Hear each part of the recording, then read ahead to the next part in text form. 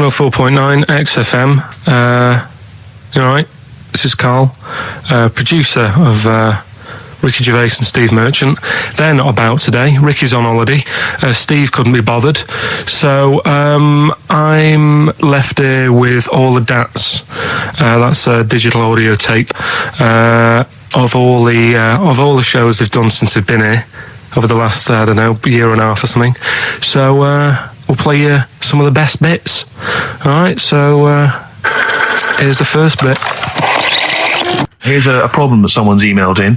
We're taking emails today. If you've got a problem, a concern, or just a general query that you think Karl could answer for you, it could be about anything. It could be about some of the big kind of philosophical questions. Yeah. It could be something to do with war or famine, anything like that, or it could just be a personal dilemma. Something that's happening locally. Anyway, this seems one that I think you and your father have probably come across this sort of dilemma in the past. Yeah. And I'd be interested to know what your take is on it.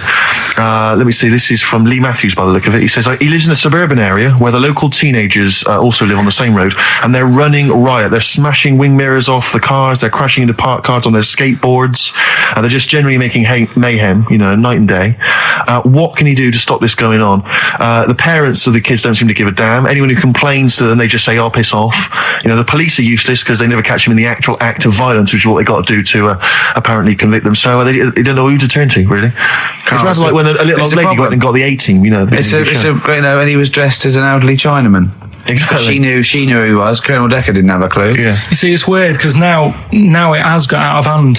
Sure. Do you know what I mean? Like years ago when I was growing up on the estate, you had problems, but not like you have now. Do you know what I mean? Summers were nice as well, weren't they? Well, right. And police are getting shorter, and but you yourself kind of admitted in the past that you were something of a tearaway. You didn't do anything like these kids here. The thing is, I was scared that if I got caught doing it, my dad would go mad. Yes. And I remember smashing a car window by accident and legging it in the lounge and sort of pretending to go asleep on the settee. Right? Genius. And I heard a knock at the door. He chloroformed himself just to be unconscious when his dad came home. And there was a knock on the door, and I thought, oh God, this is a fella. He saw me. I was chucking a stone in the air, seeing how high I could throw it. Of course you were. Did it keep landing on your head? That would explain a lot. And it came down. Chucking a stone in the air. I could see how far I could throw it. Brilliant. So, I wasn't bothering anyone. Did you invent that game? Right, Did you get a stone for your birthday? Go and play with your stone. He gave one to Suzanne. Karl, go and play with your stone. No, the thing is, right, and it came down at a funny angle, and of course it did. It ate the back of this car, and the back window is the most expensive because it has that heating thing in it, in case you got a frosty window. Yeah. So I thought, oh God. So I legged it in, got on the settee, went to sleep, knocked at the door. Genius. It's a brilliant plan. It's a brilliant plan. I couldn't be guilty. I'm asleep. So I love the idea. So the thing is, our lounge used to sort of, you could see in from the door, right? So this family who saw me do it saw me asleep on the settee, and my mum said, "Go and get the door." And I sort of went, "Oh," as if I'd been asleep. Yeah. I went to the door, like rubbing my eyes, and the fella said, "What did you run off for? I saw you." I was like, "Oh no." And I didn't see my dad. I went out. It was when he was working sort of evenings, so I went out so I didn't have to see my dad. And then the next day I came home from school, and my dad said, 45 quid. Oof. That's all he said. He looked at me. And then you fell asleep and he went, wake up. You know what I said? No, 45 quid. Now the thing Karl, is, he didn't have to do anything. £45, Karl. Now I know you were saving up for a brick, but you can't have it. Yeah. Just equally, if you're doing a bigger crime, a bank job or a murder. Remember to take the stocking off your head, because if they wake you up and go, "Why have you got a stocking on your head?" Just go, "Oh, I had a weird dream." Right. What are they again? Is the tip included? Yeah, go on that one. Right. In Turkey. Nice. It's not, actually. Mm-hmm. That's where I went, and there was little fellas after Suzanne in the kitchen. What? What do you mean? We went to Turkey. You went to Turkey and there were some little fellas? Well, they had quite a few sort of midgets working in the kitchen. Why? Is it a theme? No, was it a theme holiday? I don't know. We might get them cheaper or something. Was it? So they were working cheaper. They were working in the kitchen, and one of them fancied Suzanne and kept sort of eyeing her up, and she was winding me up saying, "Oh, not eyeing up and down, just eyeing her up." Anyway, no. So what was she doing in the kitchen? No, it's like a pick what you want to eat type buffet, but you have people clearing the tables and that ready for you to come along. Are they low tables? And and he was just keeping an eye on her. What did he say though? Was he He was Turkish, so I don't know what he was saying. But he was a little fella, yeah. Did he? What do you mean a little fella? What do you mean little fella? Sort of dwarf-like. What do you mean dwarf-like? He had magic powers, or he was 4 foot? No, What do you mean, A Carl? little bloke, just like a normal bloke, but small. If you stood him in the desert, you wouldn't know. But he'd be hot and messing around thirsty. Right, Carl. You should watch out for the monkeys. Yeah, underground. There's underground monkeys. Look, you can't just say there was a little midget fella who was eyeing up my girlfriend and then leave it. What do you mean? What was happening? This is a story to us. This is much more interesting to us than, and she was deaf, right? And she hit her head. That's much more I don't interesting. understand how it manifested itself. Did he come over and say something? No, do you know when it's like girls know, don't they? When someone fancies them. What do you mean there was lots of them as well? Do they? That's worth knowing. Listen, right, come on, right. So you went to this holiday, yeah? Yeah. And you went into the dining room or something? Yeah, downstairs. And you looked over. You thought, this is all, there's no one serving. Yeah, and they go, Wait a minute. hold on, you looked down and there was a little waiter. There was loads of them running around busy. Why though? Why did they get the summer? What do you mean? Because it was in loads of them. summer. They had more of them They on. come out in summer. They come out in summer. What do you mean they had more? What do you mean? Because it's busy, isn't it? Well, no, but they hibernate in the Why winter. were they all midgets? I don't know, maybe it doesn't heat stunt your growth or something. No! Well, they just happened to, maybe it was a thing that they did for tourists or something, I don't know. I just got on with my meal. It was a holiday, do you know what I mean?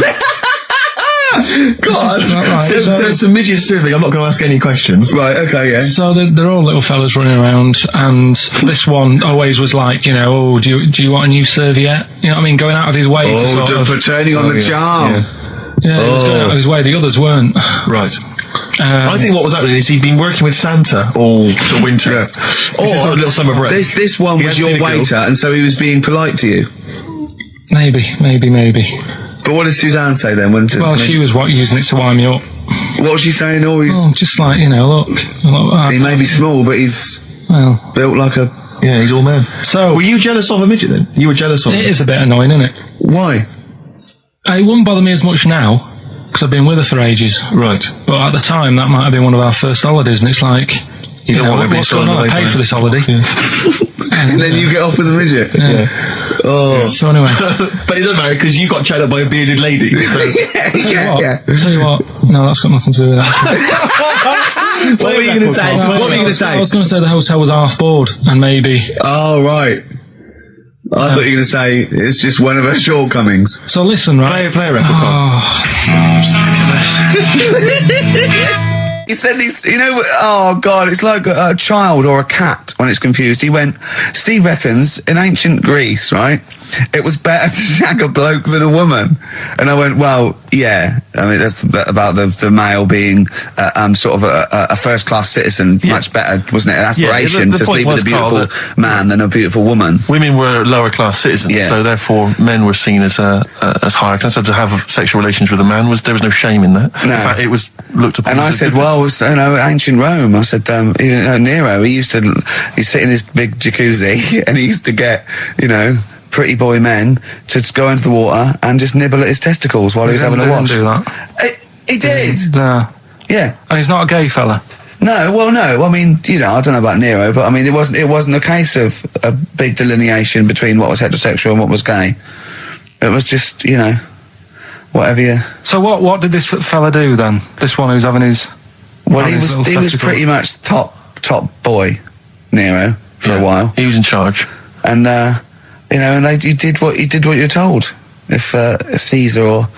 But why were people going round there? Why didn't they go, No, they weren't dropping in. It wasn't like the door was opening. I was going to see what Nero's doing. You'd have probably been like a delivery boy or a stable boy or something, and you'd have popped round there and you'd have gone, there, right, Nero, there's the tablets of stone you wanted. And they go, Pilkington, why you are here?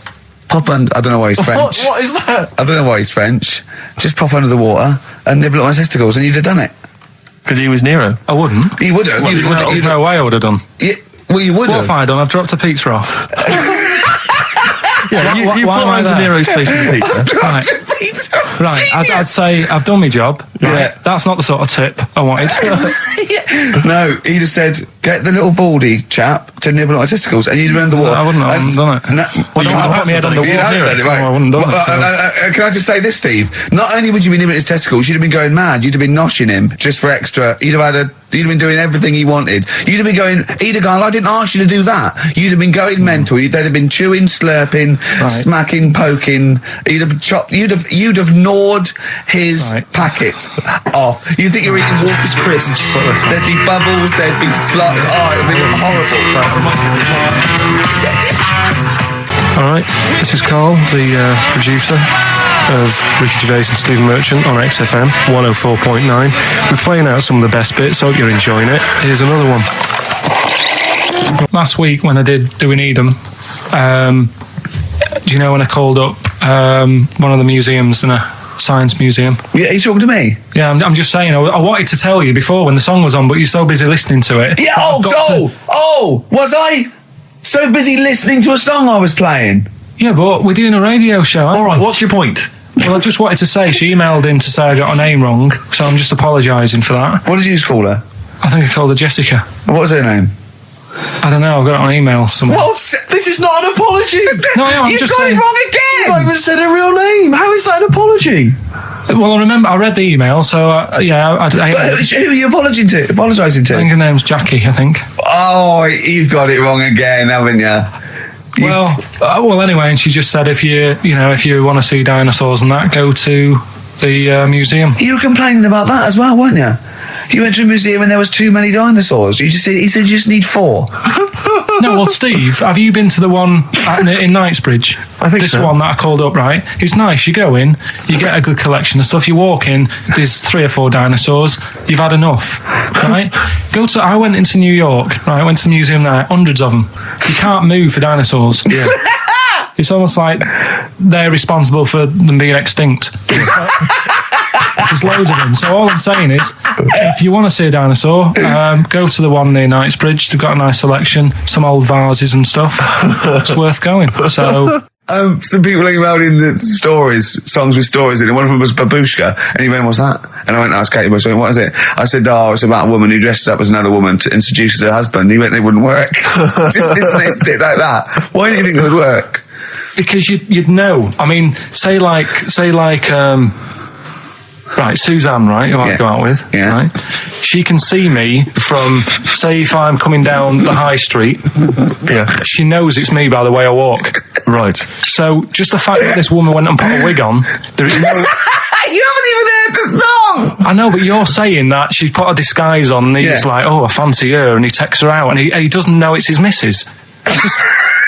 You're not buying it. I mean, I'm controlling this. Whereas the flea with your brain going to Glasgow, perfect sense. Yeah, Babushka, rubbish. Carl, can we have the tomato story after the next tune? Yeah. Bit of Coldplay. Yeah, love it. Yeah. I was watching. Did you watch The Mammals in the week?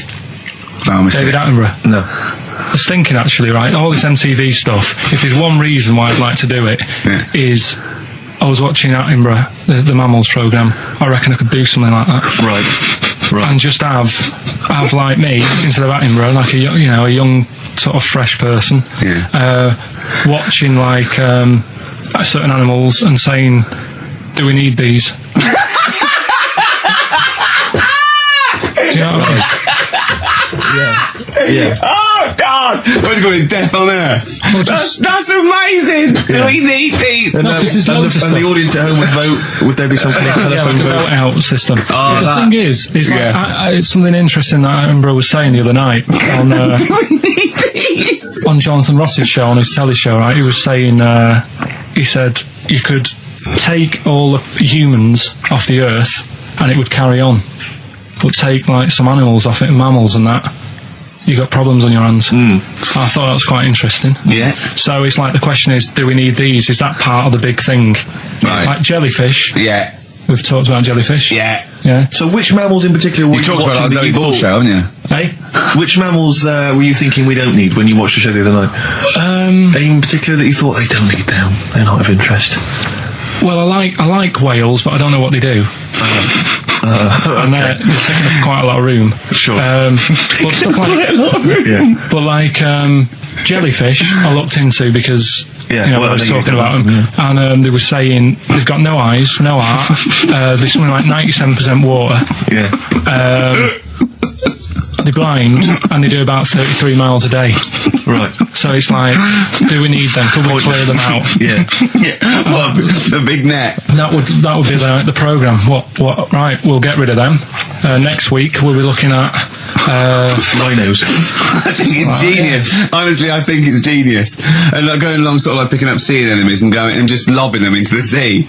Well, what do you think about MTV doing that? And then I just, in between the bits, Play music videos? I play music related relates to to it. fish, so I could play like Fish, Yeah. that rock guy, or the animals, Rock Lobster.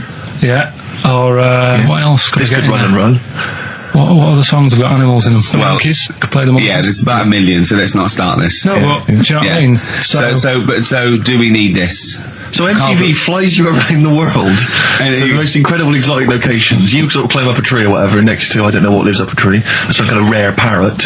You say, look Sloth. at that, it's colourful, Sloth. it's interesting. Oh, you like sloths, don't you? No, they just live up trees, but I'd say, do we need them? Why? Well, what do they do? What do you mean? What do they do? What do you want from an animal? Carpentry. What do you want? I don't like scorpions, right? Right. But then I found out they look after those monkey things. They're not monkeys, they're lizards. Well, all right, yeah, then lizards. They look after the lizards. So there's a reason. But do you need the lizard? Would be your next yeah, question. because the local people made shoes out of them. But not when the scorpion protected them, they didn't. All right, we don't need them then. So ultimately, would anyone decide? I mean, do the animals kind of get a chance to mount a case for their survival? I mean, is there maybe someone that comes into their corner and sort of defends them? I'd have like a David Attenborough type character who says, well, they do this, and I'll go, yeah, but do we need that doing? Yeah. Okay. So what does an animal need to do in order for you to feel that it sort of gets a chance of life? I mean, like a pet, like an animal, like a dog maybe, or a cat, I mean, they give a certain affection to its owner. Is that a valid reason to survive? Not particularly for you. Not really. No, okay. I mean, saying that, though, blind people use dogs, so they are useful. So dogs are useful. Same Farmers burners, use they dogs. often save people, don't they, in snowy weather? Cats. I'd have to think about it. Okay. Keep the mice down. Yeah, but you got rent to kill. Okay. What I'm saying is something that will affect the world. Right. I think you'll find everything does. Except Carl.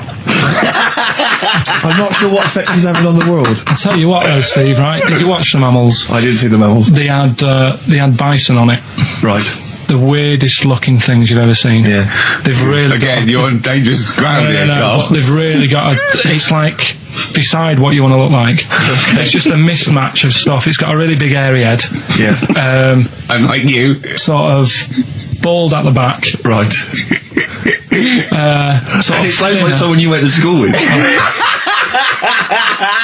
Was there two of them? Oh, brilliant. That's nearly it, Carl. Right, what's your last room 101? Oh God! It was holidays. Holidays. You want to put holidays in room 101? People who are sort of annoying on holiday. Oh, yeah. Do you know when you go away? Oh, yeah. It sort of touched on this before. Is this going to be the Scouse guy? Yeah. Go on. Oh, it's so long now. I mean, it was a holiday when we went to Tunisia. And the Scouser pissed you off. Surprise, surprise.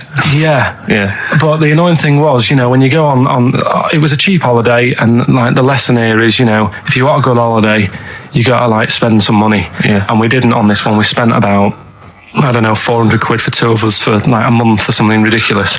And we got there, and you get to the hotel and you go, we have made a mistake. It's a ropey hotel.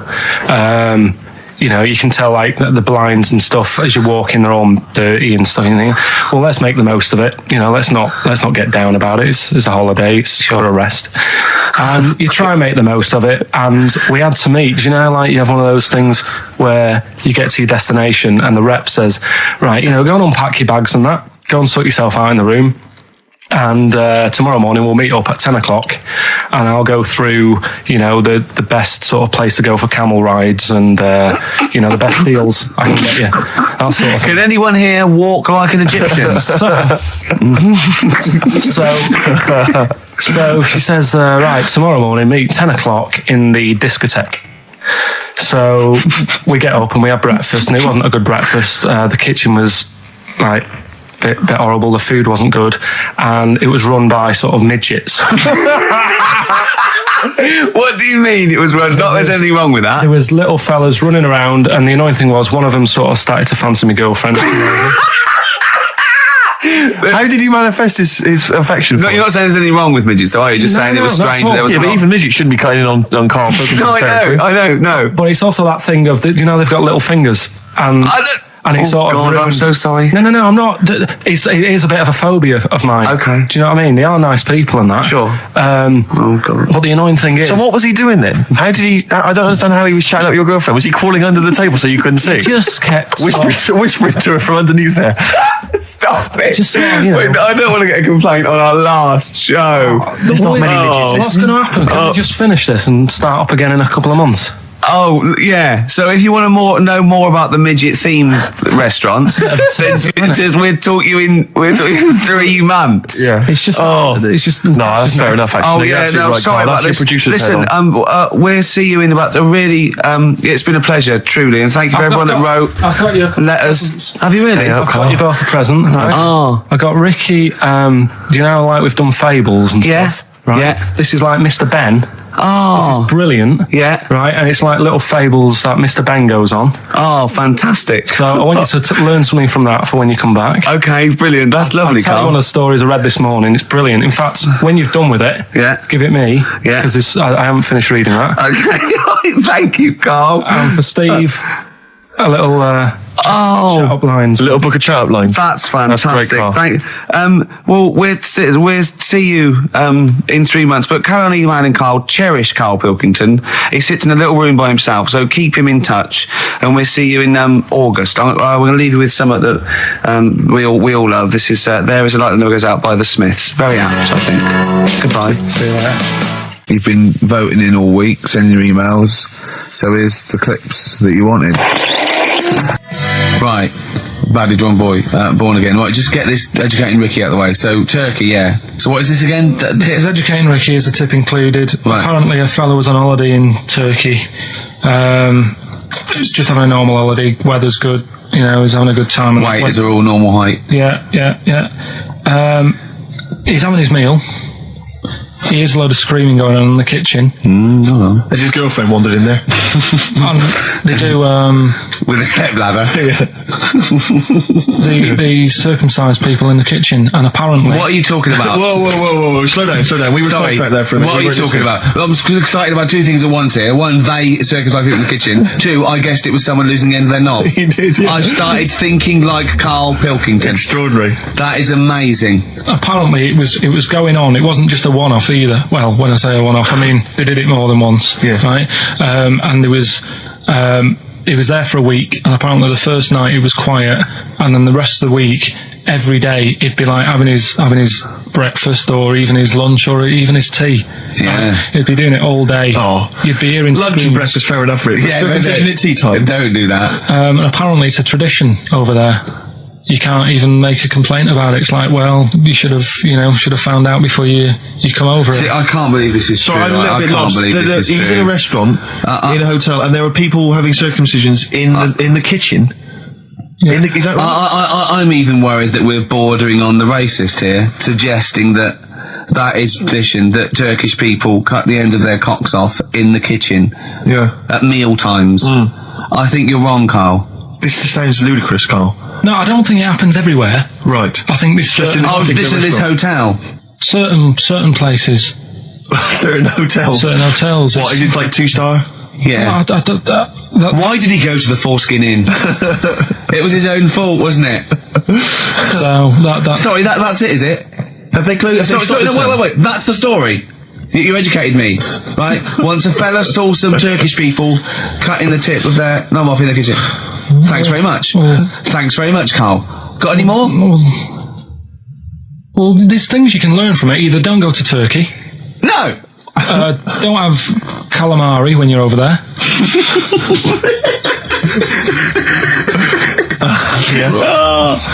Karl, you've done it again. Well.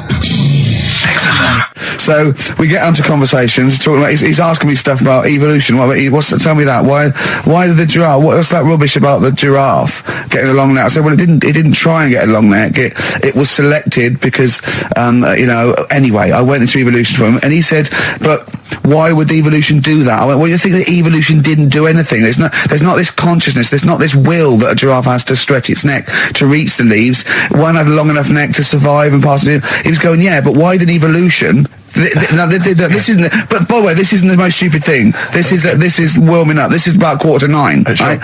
He said, why didn't evolution make a giraffe good at carpentry so it could build a ladder? Right.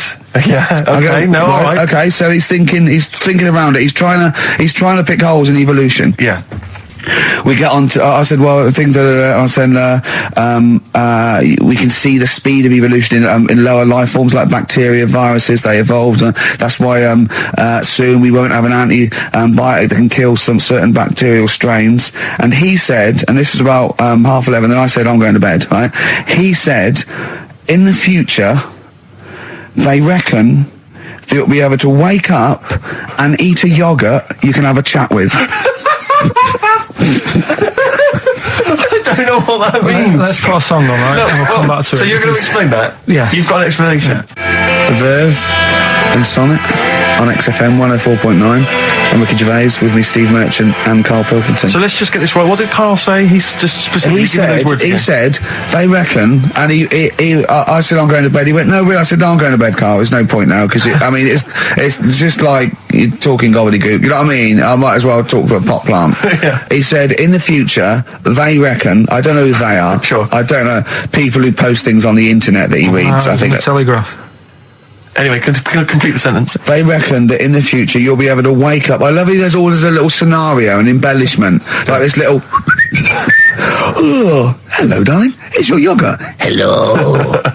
You'll be able to wake up and eat a yogurt you can have a chat with. All right. Well, thanks for that, Rick. I'm looking at you. I'm going to throw that over to Karl. Right. It's when I was away on holiday, right? I don't normally buy the Telegraph because it's too big and that, innit?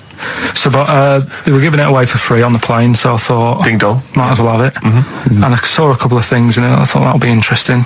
I saw this thing about the future, and it was talking about evolution and what have you, right, which I always find weird, because I always think that maybe we've sort of done it wrong anyway. Do you know what I mean? I sometimes think by definition, evolution can't get things wrong. Things change, that it's not successful, it can't pass on its genetic material, but if you're around, it's working.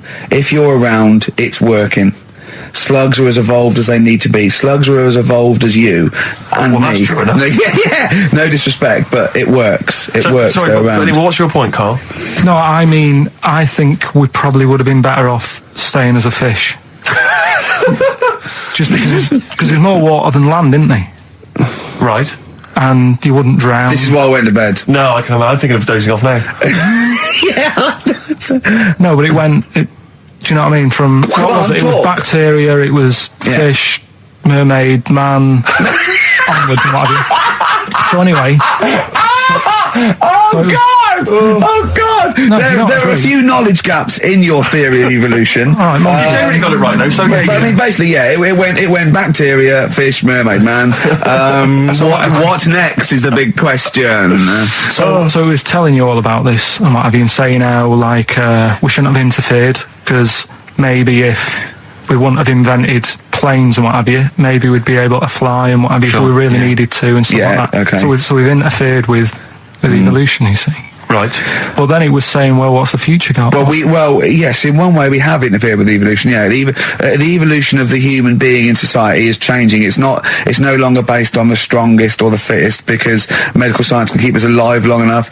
People can pass on their genetic material where without this civilization they wouldn't have been able to. So yeah, there are different parameters, there are different pressures, there are different things that say whether we're going to pass on our genetic material or not. Okay, so in that sense you're right. And that, Rick, as far as I'm aware, has led to a yogurt that you can eat and have a conversation with. So this is what it was saying. It was just saying, we're living in mad times and that. There's a lot of weird stuff going on. One of which is... And the fellow was just saying, with computers and stuff like that, the way it is, we'll be able to wake up. Go on. have a chat with your yogurt and have something to eat. What do you mean, have a chat with your yogurt? Because of the amount of, I mean, you have them yogurts already, those friendly yogurts, those bacteria-friendly ones, so this is just a really friendly one. Yeah, they don't... Oh, God! I might burst! Do you know what, sometimes, Carl, I think that we're having a chat with a yogurt. Do you know what I mean? There can't be any difference. Yeah, but then I'm always reminded that would be more entertaining. That would be more informative. Is this something that happened to a friend of yours, or is this... No, I read about it. You read about it, okay. There's this little lad, right? Okay. First of all, it's years ago, right? When they didn't have decent doctors in like every town and that. Yeah.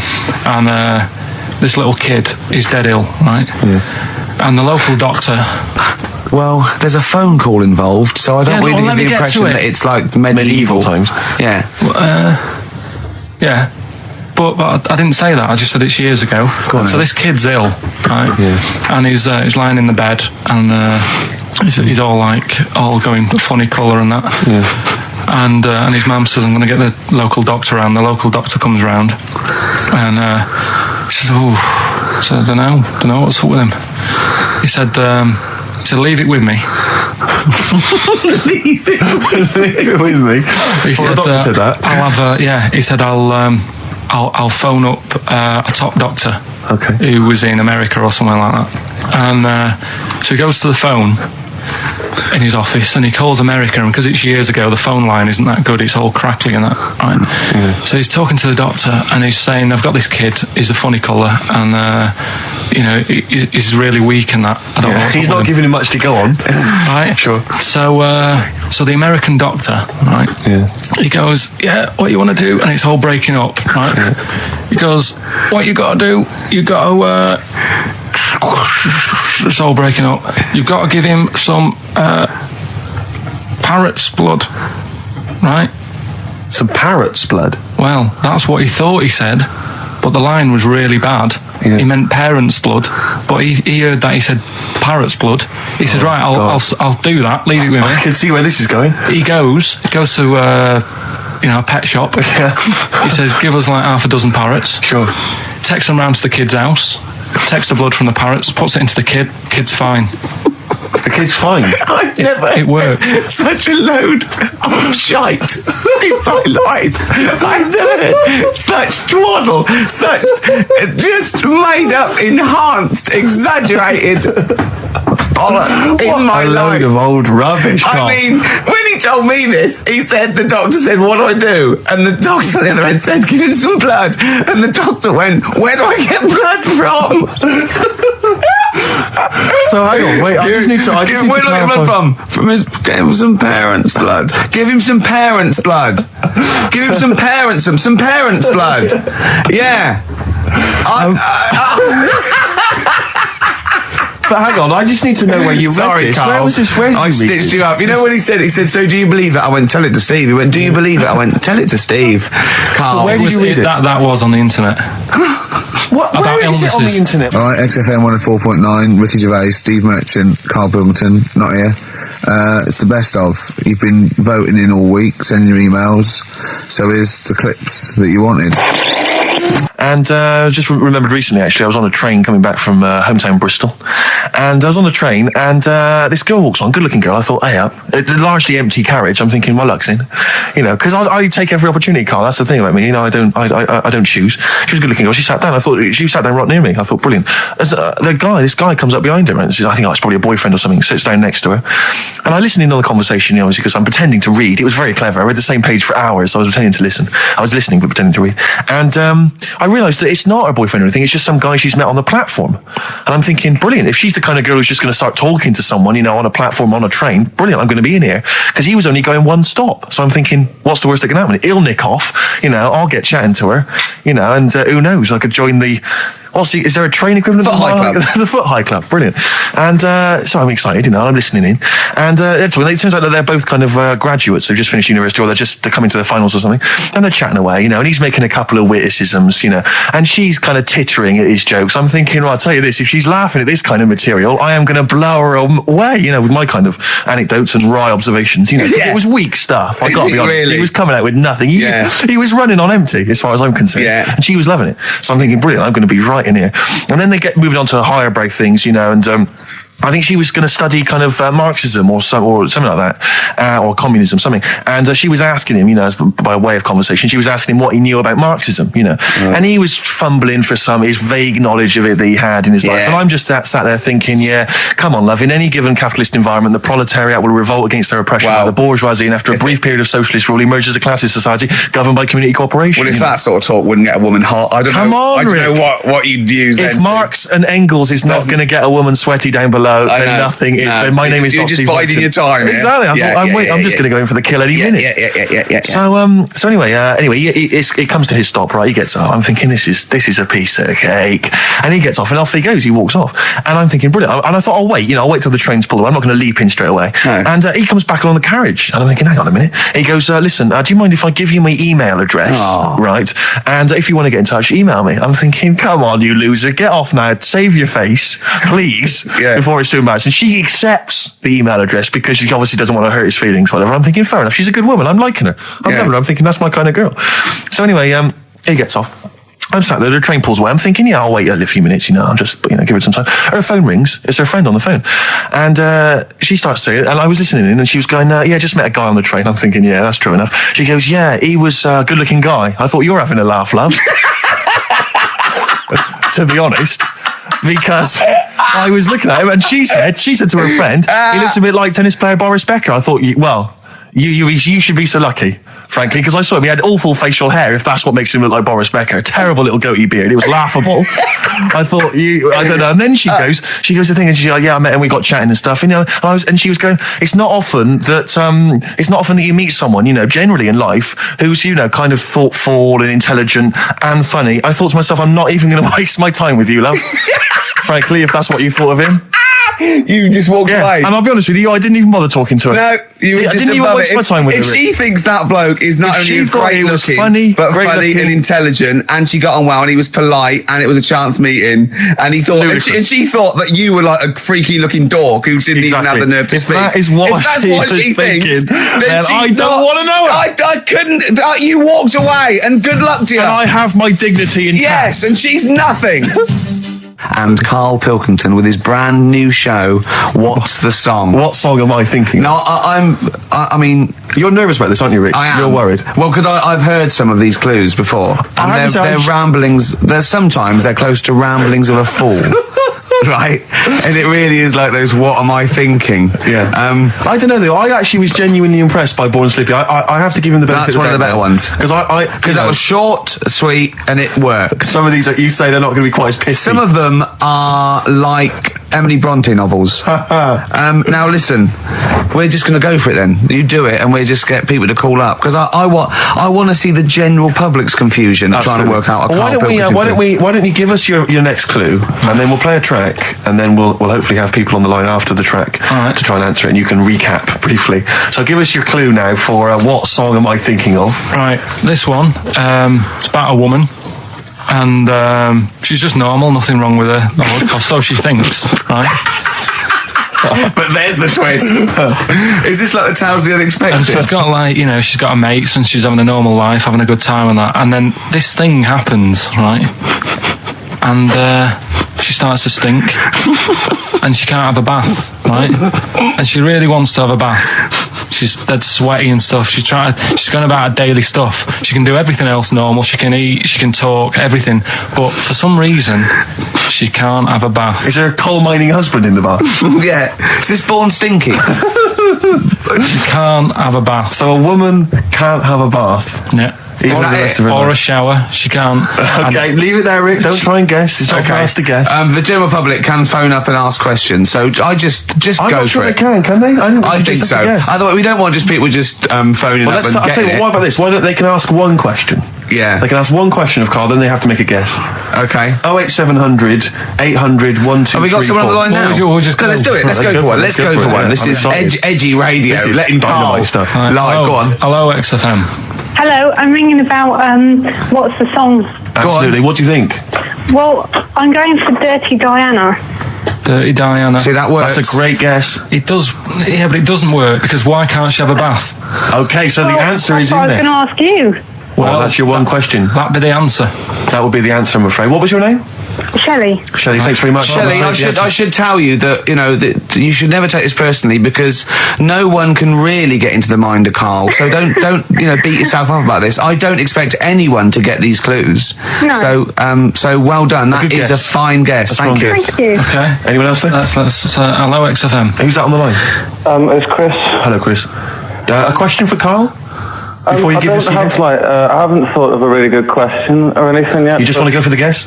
No, what I thought was, I'm sure Simon Mayo used to do this when he did the breakfast show on Radio 1 years ago. No, he didn't. So you've just pinched this idea, Karl? If you're going to rip someone off, Karl, do not rip off Simon Mayo. I haven't ripped this off. I thought this was a new idea. I was going to do it with sound effects instead, but that's... he used to do that, and he used to get his team to play other characters. You idiot. Well, no, hang on. Not you, Chris. I'm saying you idiot to Karl. Yeah, but nothing's new anyway, is it? So I'm not getting annoyed about it. True. What do you think the answer is? Is it Cornflake Girl by Tonny Amos? Good answer. She couldn't have a bath because she'd go all Go floppy sloppy and and then go down the plug hole. Good answer. She's all soggy. Yeah. So Is it Cornflake Girl? No, it's not, but That's a great answer. It could have been. Okay. You're already seeing the error of this, aren't you? I think this is great radio. I'm really hooked on this. I'm genuinely excited. This is really like that. Those so-called lateral thinkers. A man got into a field and dies. Why? Yeah. He ran out of air. No, not the one I'm thinking He was of. shot. No, That was a good answer, Well, but couldn't Simon Mayo sue you or something for doing it? Will you stop? Don't mention that. yeah. Listen, I think if you're going to steal ideas from someone, it should be a brain box like Mayo. I mean, he's the man who's The only example of one I can ever remember hearing on his show, because I was quite young then, was some people were pretending to tap someone's phone or something, and then they got caught, and the answer was just bugging by whistle, because they were genius. That was absolute genius. That's absolute genius. See, Chris, we're Karl, don't know if that's the Karl's sort of ever standard gonna you've got to come up against. Yeah. Thanks very much, Chris. The phone lines are hot. hello, XFM. Hi, is it Candy Perfume Girl? Is it what? Candy Perfume Girl. Candy Perfume Girl? Yeah. Candy Perfume Girl. Is it? Well, who's that by? Madonna. No, it's That sounds like an obscure album track. No, Wow. it's one of her songs. just That think is about it. She stinks and everything. She's a normal life. I didn't say she was a sweet or anything, but for some reason she can't have a bath or Is a this shower. a big song? Just to give him a clue. It's a bigger song than Candy Sweet Girl. Thank you was a very much single. indeed for your guess. It clearly is Thank right. you. Cheers. Sorry. We Okay, played one more, then we go Yeah. to a record. Come on. Okay. Go on, hello XFM. Carl, Yeah. is it High and Dry by Radiohead? High and dry. High and dry. Now that's great. She smells, which is another word for high. She's dry because she doesn't have a shower. Karl, if it isn't that, yours will never be as good as that. He's the winner. Whatever you're thinking of, that clue is brilliant. What's your name, mate? It's Richie. Richard. I mean, you can't beat that. That's a bit too lateral. Don't be stupid. It's perfect. He's made yours into a clever clue. He's made high, she smells, dry, she never gets in the bath or shower. It's not that, is it, Karl? No, it's You not. don't even get that, do you? Not really. Have you ever heard of the word high being used to mean sort of smelly? No. No.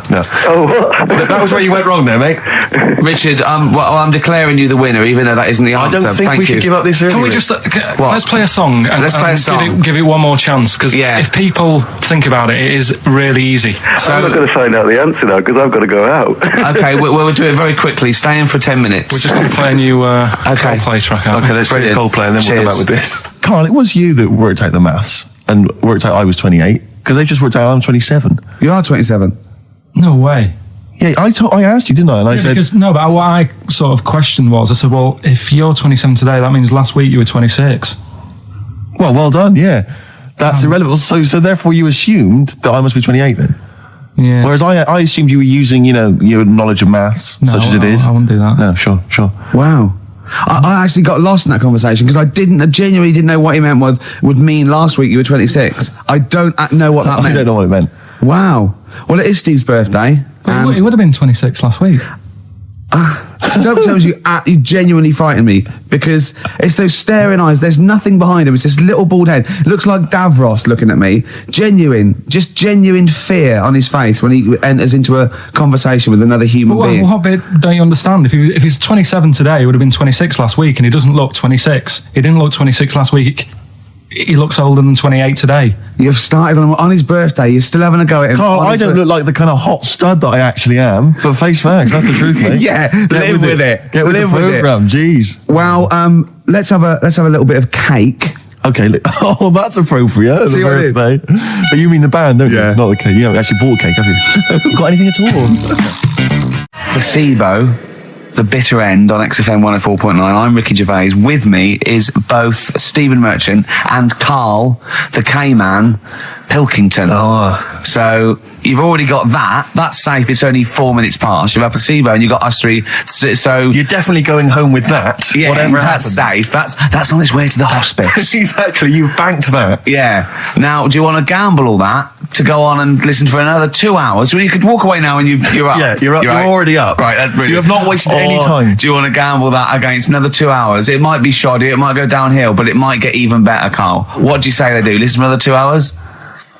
Yeah. See, we shouldn't have done that. We shouldn't have asked Karl, because a lot of them now are already taking what they've got. And what they've got is Yeah. great, Rick. What they've got is lovely. Yeah. They're loving that. They're going to enjoy that. We have got monkey news. We've got cheap as chimps. That's not the same thing. How many A lot of radio people stations do. have got two ape-related simian features? Rick, can I point out now, a lot of people are making that mistake. A lot of people are thinking that monkey news is exactly the same as cheap as chimps. It's not. Let's keep It's that not. clear. It's not. It's in the same ballpark, but it's not the same. There are apes. They're involved. They're involved. Yeah. We've also got some great music. Yeah. We've got an amusing sketch about a fly. Oh, it's important. Oh, and Mystique dropping in. Let's hope the Mystique ladies are coming in. Singing their Yeah, music I for us. want to kick off with a song that is, you've got like half a dozen posing songs that when you're sort of like between 40 and 18, they were the ones you'd put on to get ready to go out or just pose around or be that pop star or think you're on stage or whatever or in the video. Yeah. And embarrassingly, I dug this out and I remembered I used to post this like a mother when I was about 14, right? This is Street Life by Roxy Music. You used to do... Mine was Oops Upside Your Head. Yeah. It was just me on the floor in my bedroom. One day there'll be other people in this imaginary boat. yeah. Elbows going everywhere, Yeah. knocking over vases. Yeah. But then I remember later it was Black Lace's Superman, which is something similar. Do you remember that? That was brilliant. Wow. Spray, ski, da-ding, da-ding. If you've out there in Radioland got any funny jokes, then call in. Email them in because we need some. Oh. Street Life, Roxy Music off the Stranded album. That's why I used to jump around to. What would you have been wearing while you were listening to that? Well, probably Brutus Gold jeans. Classy. Or Green Flash pumps. Sure. Any socks? I would have had socks, yeah. Yeah. I'd have probably been wearing the shirt my mum got me from Tesco's, which was again a Brutus shirt, and it had women in bikinis eating bananas on a chaise longue. Of course it did. So, lots of small ones, or yeah, just one big lots of one? little small ones. Yeah, so that was that. A trilby? I didn't wear a Did you trilby. have a no. toy with a trilby? I remember when I went on holiday about that time, and I was at 14. My older brother had this leather jacket, and I was on the beach, just in my shorts and that, and I went to get an ice cream or something. I said, "Can I borrow your jacket?"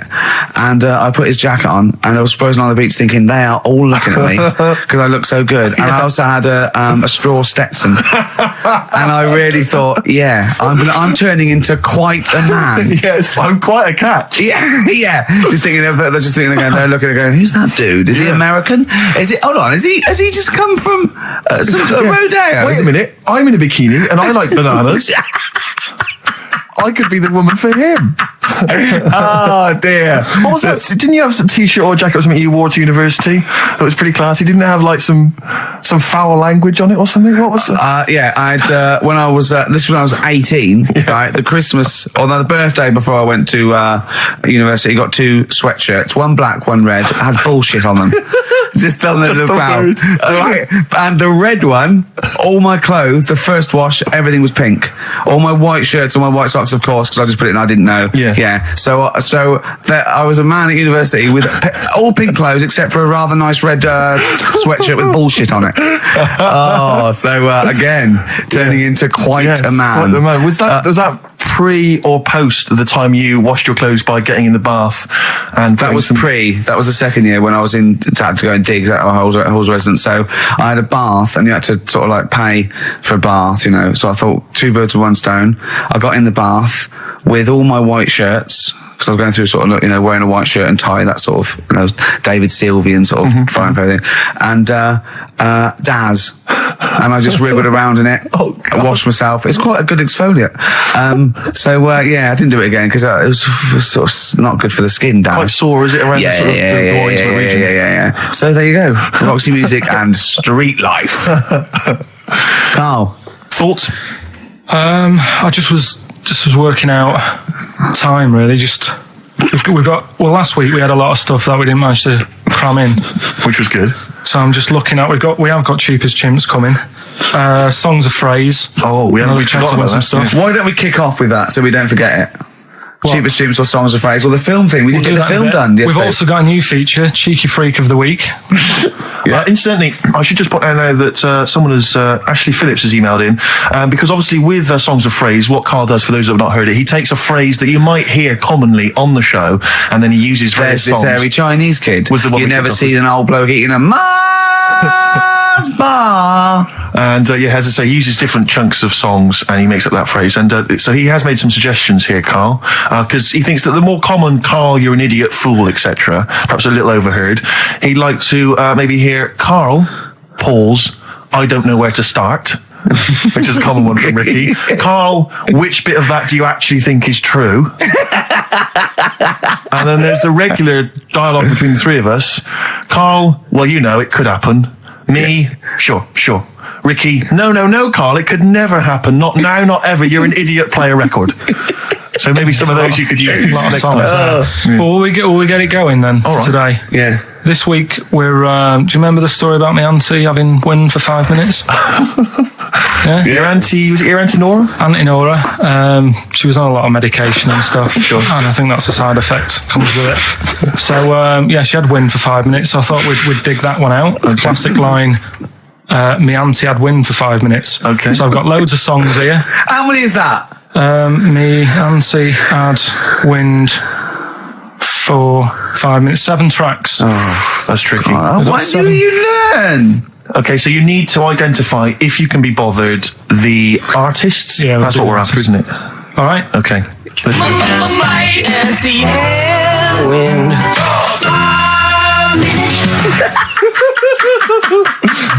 All right, we'll play it a few times. Just remember, as many as you can get, because the Yeah. winner would probably be, you know, who gets 5 or something. So don't worry if there's a couple you can't get, because you could still probably win. Here we on. go again. Wind. Can I just, what's the email address? It's, well, if they go to xfm.co.uk/Ricky, they can just send them through there and I can that. send them through that way. Which of these is the prize bag? Yeah, don't be getting mixed up. That's the one, is it, Carl? Yeah. All right, so let's see what hot treats you could win. As I get them out, Carl, do you want to play it once more? Yeah. Wind. I recognise all of them except one. Yeah. Right, let me see Or what maybe we've got 2. here. Once again, Carl, you excelled yourself with an arbitrary collection of DVDs. Just hanging around, were they? Just hanging around. Again, I'm always interested to know which of our XFM listeners has tastes as broad as this. Go on. We've got the recent BBC adaptation of The Hound of the Baskervilles. Brilliant. Okay, fair enough. That's We've all right. got, what's this? Is this this is something involving Air, the band Air. I think it's a single at best. Yeah. This is probably worth having. This is the current Flaming Lips album. So you've excelled yourself there, actually, Carl. That's not bad. An XFM mouse map. They're as common as muck. Oh, hold on. You can't give away that mouse mat. It's a piece of foam. Now, I was going to dismiss the oddball sci-fi movie K-Pax featuring Kevin Spacey and Jeff Bridges, but Carl, is it signed by Kevin Spacey? It's signed, yeah. It's an actual. So win that and put it on eBay for £4.50. And man alive, What is that? Just look at their faces. No, Carl, don't give that. No one wants that unless it's ironic. Series 1 and 2 on DVD of popular northern-based sitcom Bread. Buy it, sell it. The game's getting hard because someone's dealing you a losing card. They all had a go. All the actors had a line on that song. Play the clips again. Play the clips again. They really want to win it now. Here we go.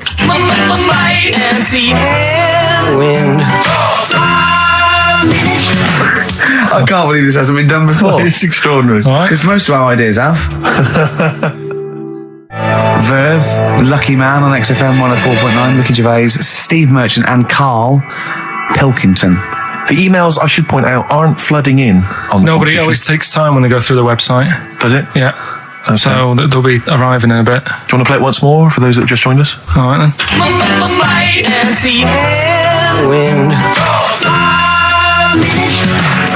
Brilliant. My auntie had wind for 5 minutes. Brilliant.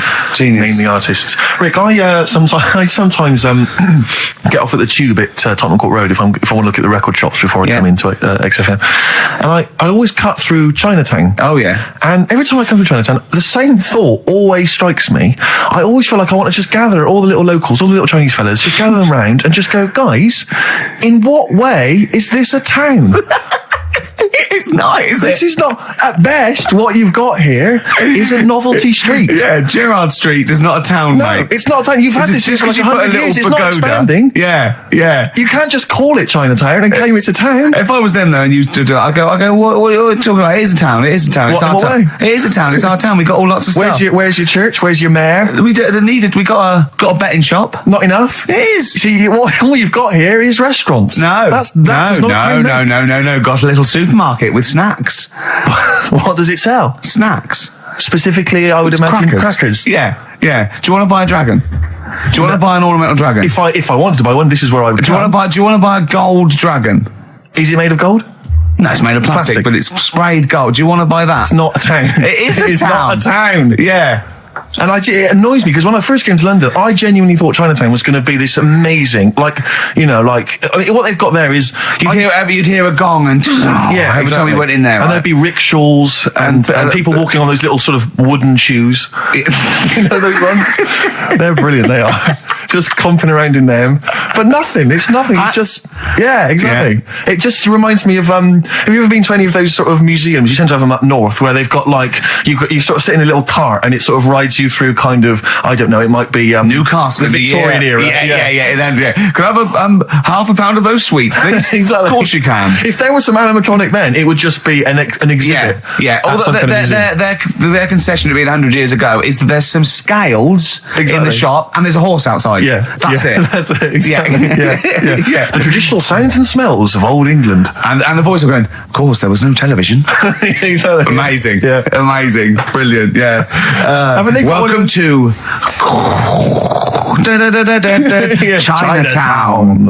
Ding, ding, ding, ding, ding. So it's not, it's a good point. Is that a piece of traditional music? Ding, ding, ding, ding, ding. Yeah. Is that some traditional Chinese music, or is that music that someone in this country wrote, thinking it sounded like Chinese music? I think it was the Vapors, wasn't it? Oh, is that what it is? That? Because it sounds so, that's the music. But are you sure they didn't take that from some other source? It's that pentatonic scale, isn't it? What is it called? It's the black notes on the piano. Right, that's the one I can play along with EastEnders. Yeah. Do you know what I don't get with it? Go on. Chinatown. Yeah, Chinatown, because I always walk through it on the way to work. A couple of things annoy me. First of all, I think it's bad business, just because if you've got a Chinese restaurant, put it somewhere where there isn't any others. It's a good point. Yeah, but it's also a community. They're not just a theme park for other people. I remember going out one night with Suzanne, some friends, and you got there and there's so much choice. It's that dilemma of, forget it. Well, I'm not moving really. somewhere Specifically, else. do you fancy Chinese? Well, no, but why do you go to the one with the dead ducks hanging in the window? That's my That's the favourite. other thing as well. It's like, normally you put your good stuff in the window. If that's what's in the window. Yeah. Yeah. And the other thing that annoys me, walking through it today, there's always lard on the floor. What, in the street? In the streets. It is, honestly. I'm scared I'm going to slip over. It's because all the restaurants and that. But why is it? That's another point. Well, it's not oozing out of the restaurants. But why is it? I don't know what they do.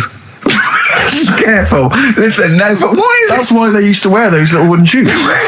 No, okay, we've got... No, but the thing is as well, they try and wash it with water, which doesn't work with lard, and it's like oil. Famously, yeah. You know what I mean? Even I know that. Yeah, you got to Yeah. scrub it. So, You think sorted that out. Yeah. You think they'd know, wouldn't you?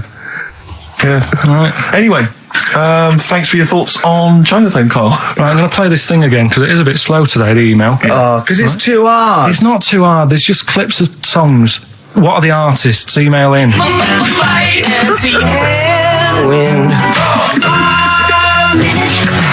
XFM.co.uk. He's getting annoyed because he put the work in and no Well. one's good. He's getting annoyed. Oh. Remember, I think Kevin Spacey and the signed K-Pax DVD is probably the only incentive to try and have a go at that one. To just think you could win by getting one of them. Exactly. Coming in They're coming in now. Okay. This is electronic. Electronic, getting away with it. Definitely. Do you reckon we'll get away with it? You see, you've worried me now. Yeah, I don't know. He's worried me. My Carl. apologies if you're offended at all by my reference to those little wooden shoes. Well, that's not going to help, Rick. dear. That Chinese women used to wear. I don't think they still wear them. We've only had one complaint, haven't we? We got from the Sony's that one about talking about the swan's penis. But you know, things about complaints is that people complain all the time. It's whether it's upheld because it goes to an authority, and then they have to go, oh yeah, look, that was in poor taste or pre-watershed or Some of the things you said on TV, though, you must have been stung. I've only had one upheld, one serious slap on the wrist for something I said. But What was he saying? Can you repeat it? Well, I was talking about, and it was a true story. I was talking about this little old man who his daughter was taken to home because he used to fry up bacon and rub it round to get the dog to lick them. Right. And you got a complaint? Yeah. And that was it. That's why you got a complaint. Yeah. Yeah. What's up with that? Well, he said it on Songs of Praise. They said it was in poor taste, I suppose. What other complaints? You know the biggest complaint ever on TV, the most complaints ever for anything on TV was the showing of The Last Temptation of Christ. Yeah. Do you know the second? Yeah, the second was I think Anne Robinson putting the Welsh into Room 101.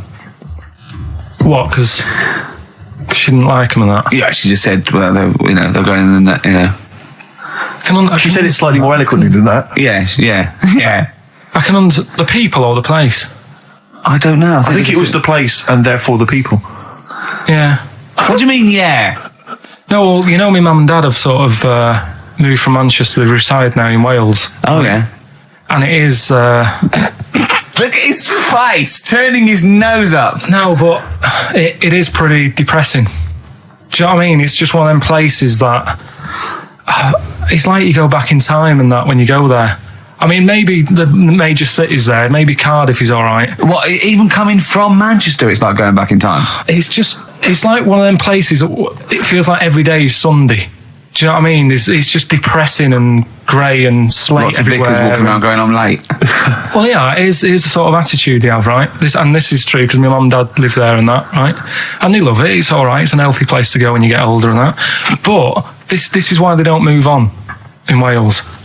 Well, I'd just like to make another sorry to any Welsh people listening. We're not saying you don't move on. Carl is. No, but... Sorry about the little Chinese shoes again. The thing is, it's good that in a way that they do that and they don't want to be like, rushing about everywhere because the way London isn't that great either, is it? Because it's totally opposite here, right? Yeah. So I'm not having a go. It is a bit dull. I think even people who live there will agree with me, right? But like one of the shops that my mum and dad use, right? It's only a little sort of villagey type shop.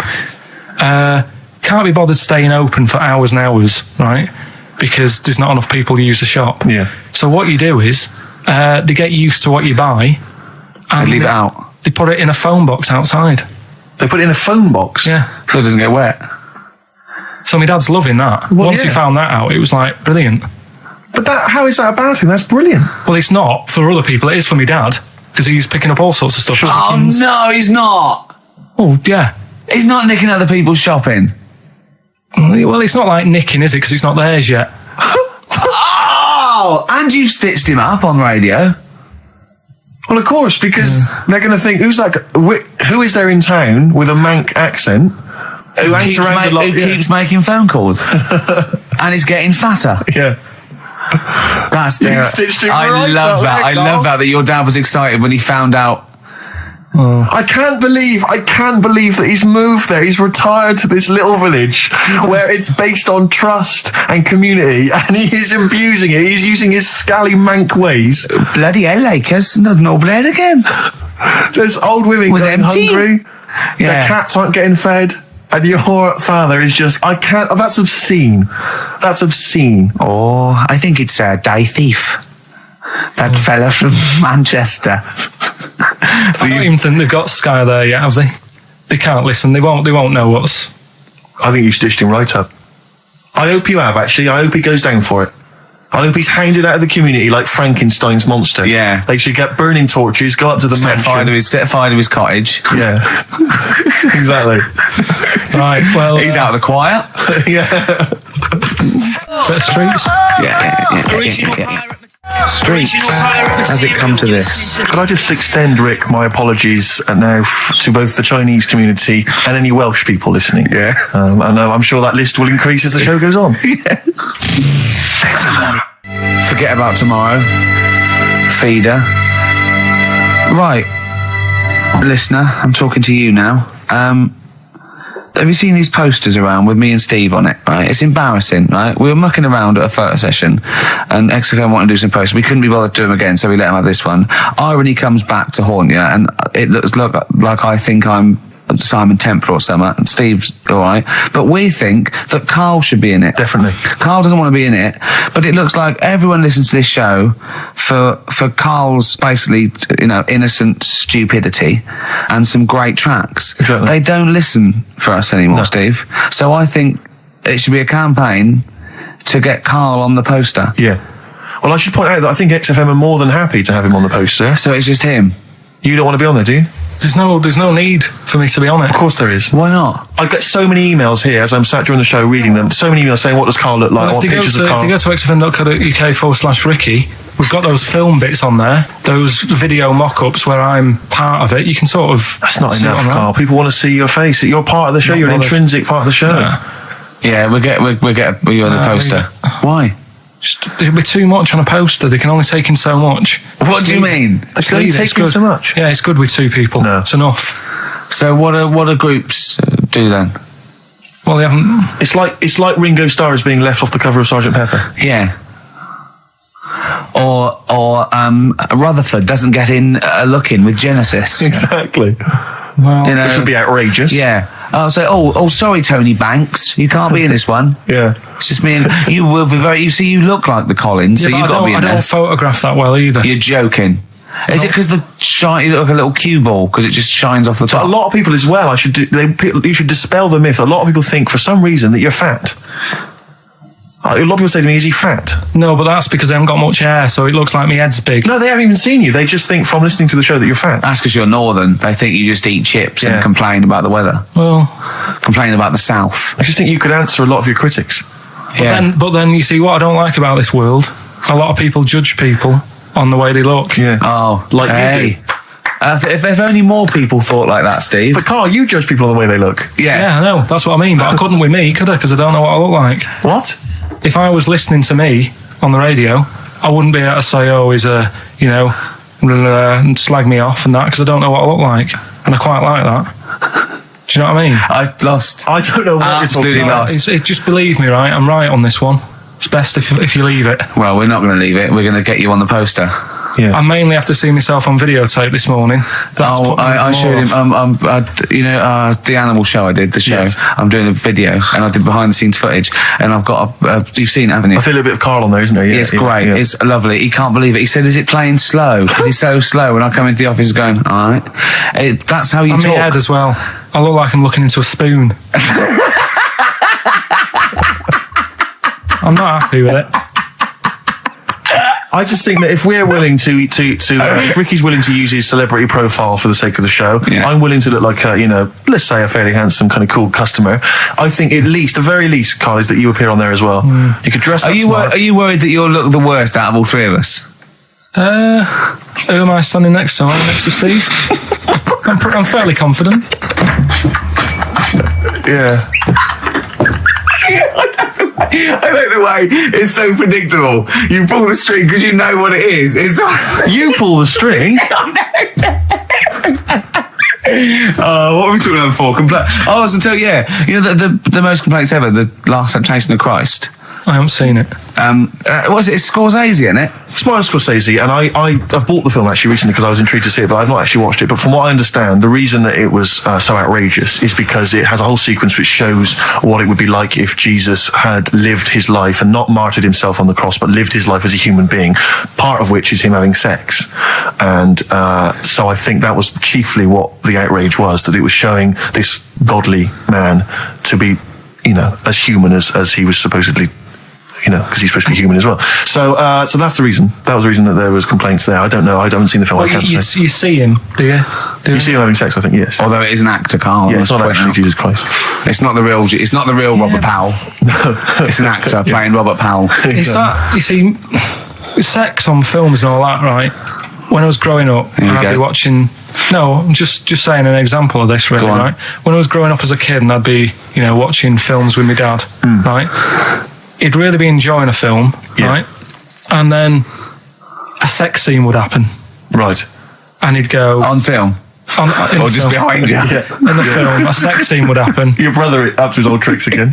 And he'd get up and go make a cup of tea, right? Right. Typhoon that he'd stolen from some sort of telephone box. And like even recently, he thinks it ruins a film. Do you know what I mean? Because there's no need for it to happen, is there? Really? Yes. Why? Sometimes it's warranted. If the film itself is No, some films it isn't though. Some films it of isn't. course, some films it's arbitrary. I think the films that him and his dad watched together on Channel 5, probably not. Is it only on Channel 5 in your house? But let's put it, if you're watching, you know, I don't know, a late night Friday night, you know, From erotic thriller. 1983. Yeah, illegal briefs. A beautiful lawyer has to defend a man who may be a killer. She falls in love with him, but does she know the real man? Oh dear. You know what I mean, though. Lest you forget, of course, that I... Love Heat. With the bloke that is now in... Go on. You know, of course, that I, according to the Internet Movie Database, I once appeared in one of those films, in the film Killer Image, a Canadian film, I believe, from 1989. According to that computer... It's all wrong, isn't it? It's all wrong. It's completely all wrong. Of course it is, yeah. Apparently, I was in that, and I played the role of Kirk. Was it a porn thing? No, I think it's just an erotic thriller. Oh, right. That I suppose it You only is. had a very small part, though, didn't you? Indeed. Yeah. But no, do you know what I mean? Sometimes you don't need to go that far. Say like in this Jesus program, right? Film. What's it called? The Last Temptation of You're Christ. just like talking. You know what? What's his name? Is it Ralph in The Simpsons? Yes. I drawed a kitty cat. It's like talking to that. Yeah. No, but right, this temptation thing, right? Do you know, often we don't get that many complaints on this show. We don't get very many complaints. And I think that's either because there's no listeners, or B, it's because most people agree with Carl. And that I terrifies know. me. Or they let him off because it's like, you know, you can plead insanity, you can go mental and kill a few people. They go, oh, he's a bit bad. No, but was it because like they're saying that he was having it away, or is it because you saw it? What got the complaints? The complaint was the very suggestion. It was a blasphemous thing, not the fact that you saw an actor's knob. So what about if they just cut it down a bit and you like saw the little stable door closing? It wasn't the baby Jesus having sex. It was the grown man. The stable door shutting. No, but do you know what the they do? nativity scene. Oh, that is brilliant. That is. then- The wise men saying, I can't believe we brought myrrh. We should have brought condoms. No, yeah. There's 2 for 1 offering, boots. Yeah, that's what we were thinking. With frankincense. It's just it's always awkward. Should we isn't it? apologise now to the Christian church as well? Yeah. So Sorry, we- the little Chinese fellas, little Welsh fellas, and the little Christian fellas. We haven't said anything wrong. No. It's like, you see, when I was growing up, Stable door. I love the idea that in Carl's world, he was born in a stable, just thought, well, I love this place. Yeah. I'm just going to stay here the rest of my days. This is good here.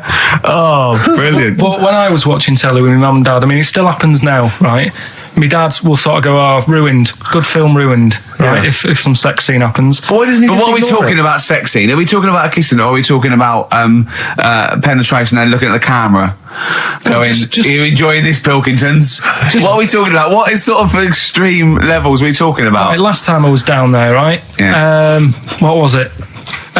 Meet Joe Meet Joe Black. Meet Joe Black. Meet Joe Black is a terrible film. Yeah. Right? There was a good film.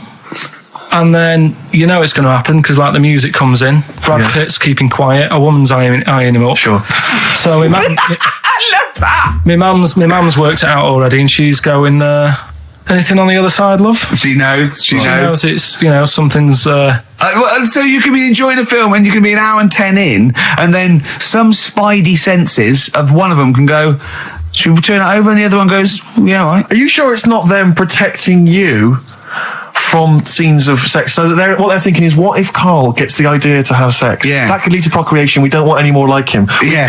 We've got to end the line here. You sure it's not the doctor? Keep calling out and going, you are keeping away from exactly. women, aren't you? He must never find out. Are you how sure it's they're not done. embarrassed because they're watching a sex scene with their son? It happens every time, right? There's two things that my mum does, right? It's that if there's sex scene on the telly, she'll go, anything on the other side, love? And the other thing she always says, if ever there's anything on the telly with Elvis in it, she goes, oh, I like him, right? And we all know, we sat there, we know what she's going to say next. Yeah. So you don't even bother saying why, right? And she goes, he likes fat, ugly people. He what? He liked fat, ugly people. He didn't always go for like the good-looking fans in the crowd. What Elvis did? Yeah. Right. That was always the thing. And I'm sorry. No, hold on. I don't know what we're doing now with our lives, Steve. Wait a minute. Right. So your mum says two things, right? She either says... Is there anything else on the other side? Or... I like Elvis. There's a pause because you know what she's going to say next. She says, he liked fat, ugly people. How often does this occur? Well, because they've got Sky, there's a lot of those channels on. They're like the music channels. So Elvis always comes on. There's either an Elvis film, there's a classic hit by him on. And she'll go, I like Elvis, he likes fat, ugly people. And what do you mean he liked fat, ugly people? Is she a fat, ugly person? Because there's that special Vegas show, isn't he, where he's dancing about, right? And he's got loads of scarves around his neck. Towels. Yeah. And he always hands them down to the fat, ugly ones. Right. And I always say it's because they're the fat, they've got a sweaty face because they can't, you know what I mean? I don't know what world they live in. I don't know how we've got onto this subject. What sort of world are you got when you're watching his face? And what do you mean fat, ugly ones? You mean they're in the front, they're sweating a lot because they're a bit chubby? So she thinks, is giving them a towel because it's he's really going, wipe your face, you're putting me off, you fat cow. Stop sweating near me. There's another one. What? So, hairy Chinese kids. Yeah.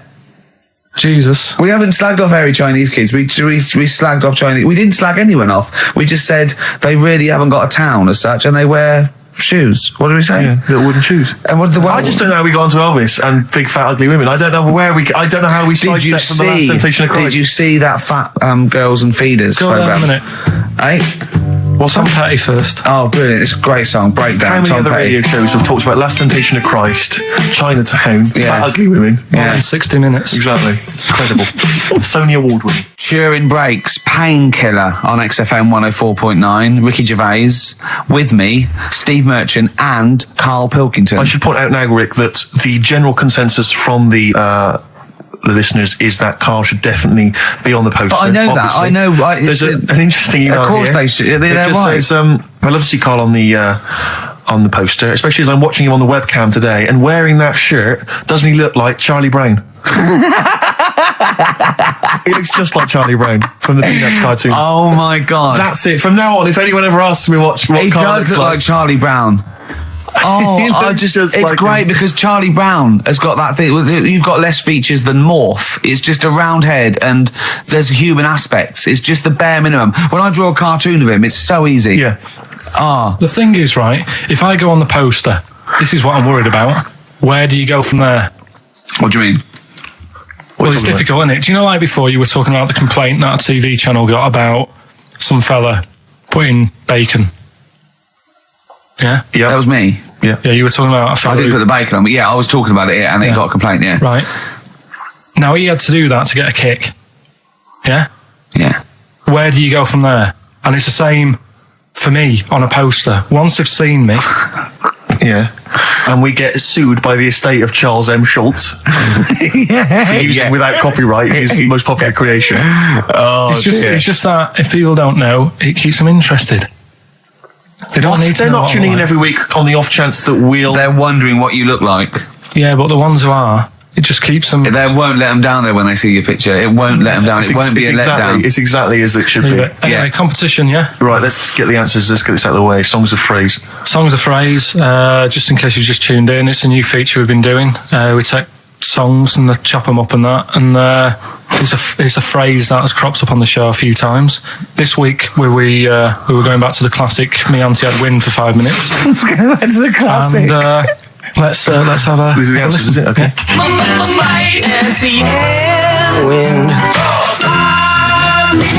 Right. So what you had there is you had the knack. Yeah. With my Sharona. Auntie was some Manson track.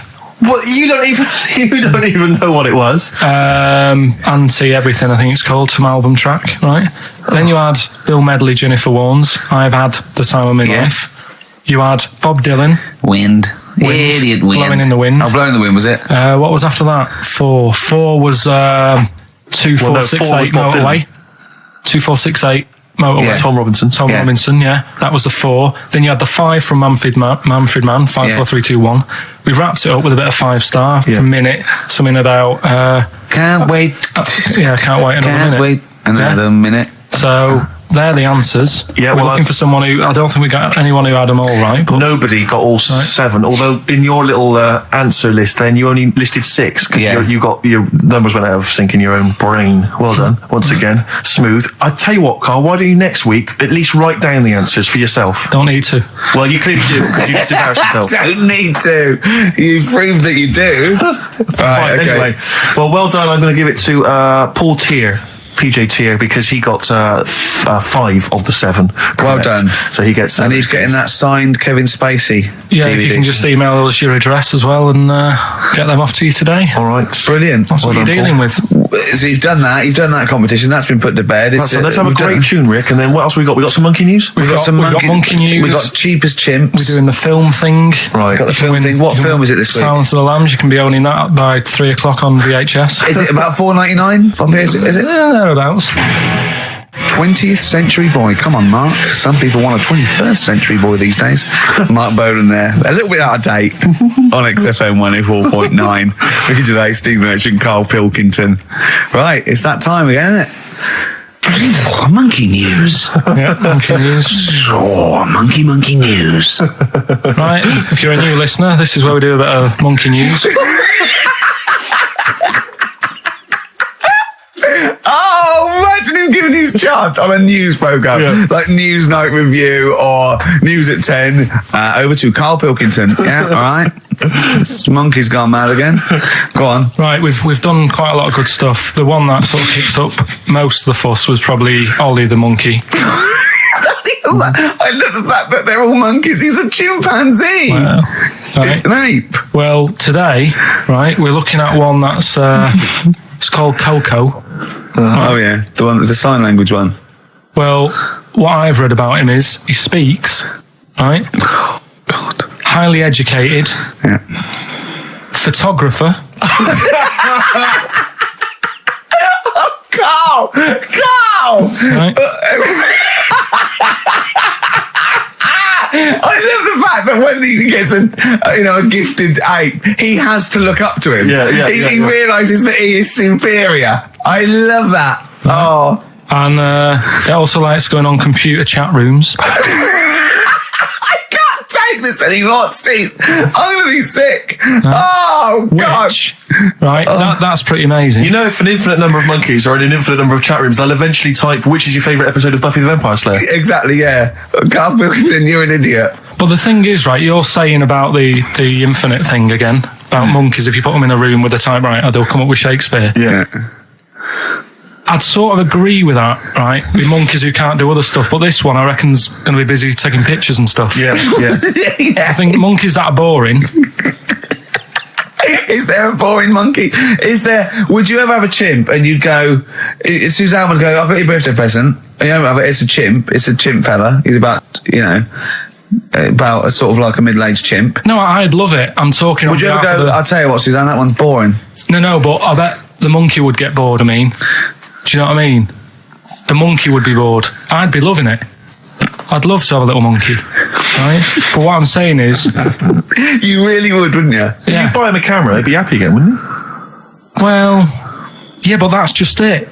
You wouldn't get in touch. It's like, if you can do other stuff, you don't want to do the boring stuff. Forget the typing. Forget the monkeys typing. Talk about this monkey that's a photographer. No, What but you we talk- are in a way. I'm just saying that would be happier. Monkeys that have got nothing else to do, if they can't take pictures and that, and they can't go on chat rooms. They're happy to sit in a room typing away for infinity, yeah. Do you know what I mean? But he's got maybe a little exhibition to put on. Do you think? Do you know that most chimps and apes and monkeys still actually just live in trees? These are in laboratories and zoos and things. You know that's not the norm. These monkeys walking around sort of chatting and riding bikes. Yeah. You know, that's not natural. Exactly. No, I know, but if you left a bike in the jungle and then came back a few years later, there wouldn't be monkeys riding around on it. And a book. If you left a bike with a book in the basket, right, and you went away for 10 years and you came back, there wouldn't be a whole new transport system and schools. No. They'd eat it.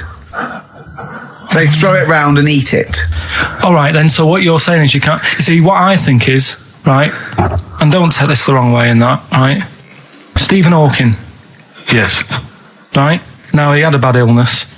Now I wonder if he'd be as bright as he is if he didn't have that. Right. Because he's had time to sit down. He's like, well, what can I do? Yeah. I've gone give him a book, and he read it. I like that. Give us another one. Yes. He's got a lot of time on his hands. Yes. Now what I'm saying is monkeys. Yeah, Right. This one here, Coco, which I think was a gorilla. Right. Right. That wouldn't have been happy on a little keyboard, just doing that all day, because he'd be going, well, I could be out taking pictures. Sure. Play a record! Yeah. Do you know what I mean? Play a record! Yeah. Done. You're an idiot! There it was. There's the catchphrase. Once more. He is! He's an idiot! Sure. Athlete, El Salvador, on XFM 104.9. I'm Ricky Gervais. With me, the amazing Steve Merchant and the incredible Karl Pilkington. All right? Right, we've done that. Monkey news. Right, straight. Let's hit them dead. Let's go straight with cheap as chimps, Karl. Right, well, this will probably finish today, to be honest. Oh, right? Because what if we looked at it, cheap as chimps, we found out that... Eat one banana. Next, go on, do this one. banana a day and that. Yeah, that's right, it, brilliant. So what... It was a long-running feature, go on. What? Sorry, can I just ask again, what are the rules with cheapest chimps? It's just, if you wanted a chimp, how much would it sort of cost you? Brilliant. Title come first? So, yeah, as always, that's the way they do it, right? Cheapest chimps. I thought I'll go online and see, if I could buy one. Mm-hmm. How much do you reckon? £6,000. To buy a chimp? Yeah. Oh no, a ridiculous amount. Where can you buy them from? What sources? You shouldn't be able to buy them. eBay. What do you mean? Buy a chimp? From who? There was this website that was selling stuff. What you could actually... What are you talking? What are you talking about? Right, here we go then, right? I looked at it. Here's some of the other animals that were on there. No, wait a minute. What, are these poachers? I don't know. What, zoos that got bored with them? Where can you buy a chimp? I don't want to give it a plug. Right, Some go on website, right? So what are the other animals available? Right, well, that'll give you some prices with the other animals, then you can try and work out if it's cheap as chimps, right? So, right, a camel. What do you reckon? £25,000. Right, $8,000 for a camel, right? Sloth, 40 quid. $3,000. Right. Last one, Bengal tiger. Oh, that's got to be pricey. $12,000. $1,800. What? Yeah. Carl, this is an awful website. That can't be true, mate. Right, That's so awful. a chimp. Well, $5,000. I'm going to go with $1,000. 55,000. What? Yeah. That doesn't make sense. It's mad, isn't it? Yeah. So, But I don't know what to say because this is rubbish anyway.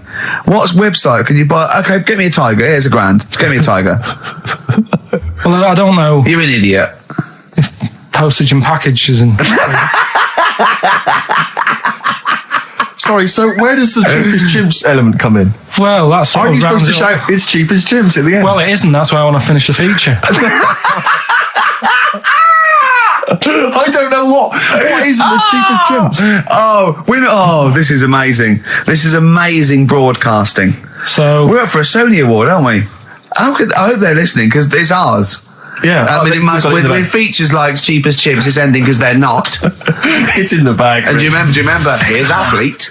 Can't stop the Red Hot Chili Peppers. Well, I've got news for you, boys. I don't want to stop you. I love your funk rock fusion. Word of warning, no nudity. Repeat, no nudity at this gig. I do it like you. I think you should host a whole show like that.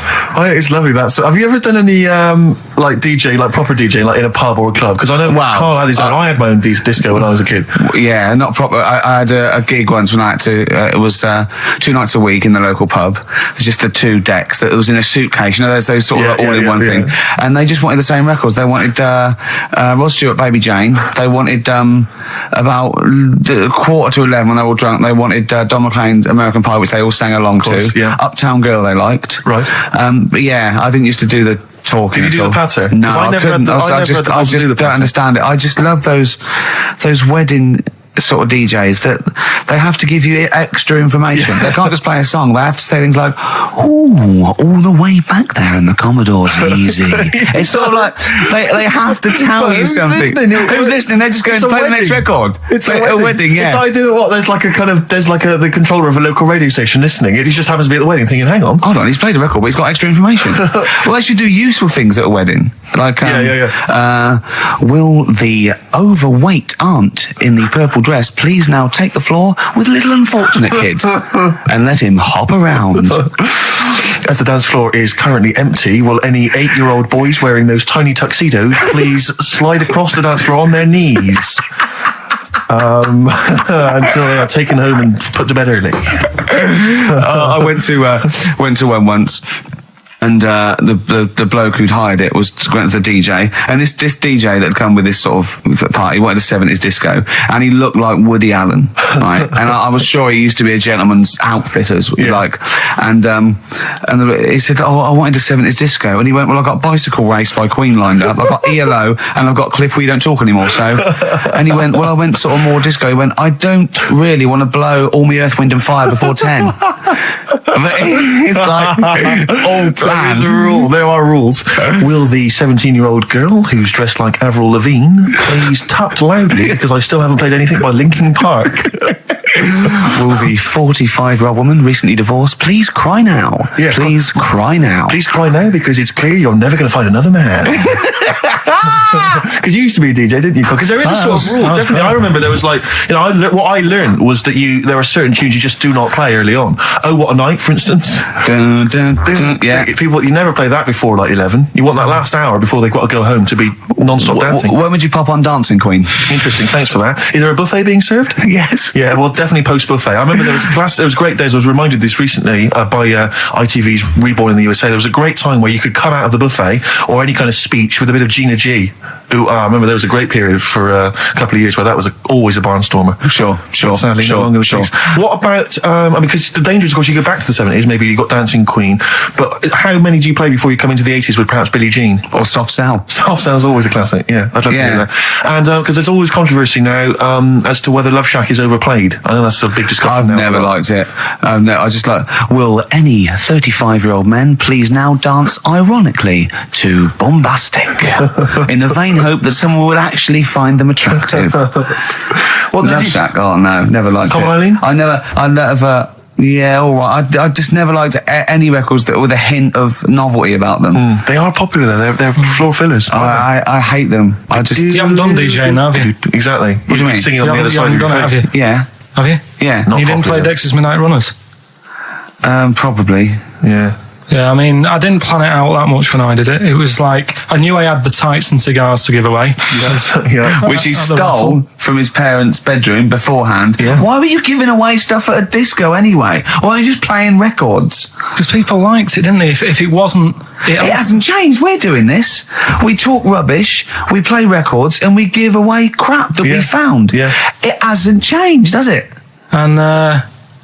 So I had some good times. I mean, for people who haven't been listening all the time, it was called Pilkie's Making Music. Yeah, it was like Pilkington, and my mate was called something Making, and the music is what we played, Yeah. right? And I had some Perfect. cards made, had some nice blue glossy cards made, but they were quite expensive. Yeah. So I used to hand them out, and then they'd say cheers for that, and say, no, write it down, write the number down, I want that back. Yeah. Brilliant. Because they were quite pricey. Yeah, right? yeah. Classy, Had that classy done. businessman there. Made, I think Richard Branson used to do that. I think so, yeah. saved a bit of money, because my dad made some lights for me. He just like... He said he made them. He found them in a telephone box. The- People were making phone calls in the dark around the neighbourhood. Exactly. It was just white bulbs in like a box, and like my mate making, he used to just flick them on and off, like the thing, and then they'd be in time with the music and that. And Perfect. Well, you had to sit there and flick I the love lights that. on I and love off. that. We got our sound to light system. What's his name? Colin. Yeah. Brilliant. right, so Did you ever rent him out? Right, well, we never had any disasters, right? But my mate did one, right? And I don't know if it's that funny, really, but it. Well, I have to tell you anyway, right? He was doing this gig, and it was probably one of the biggest gigs, right, that he ever had. Must have been a couple of hundred people there, and in like a big sort of warehouse thing. Anyway, for some reason, there was some problem with a big speaker that fell, right? So the police turn up and stuff. Right. And they try to control the night, and they're going, can everyone sit down? We try to control it. Can you sit down? So anyway, you get a few like little groups of people sitting down on the floor, and people were still stood up, and the police were saying, look, you know, we're going to cancel this whole night if you don't all sit down. And more people are sort of sitting down. It's going on for about 20 odd minutes, right? Will you please sit down? And it gets to this point when there's just one lad stood up in the middle.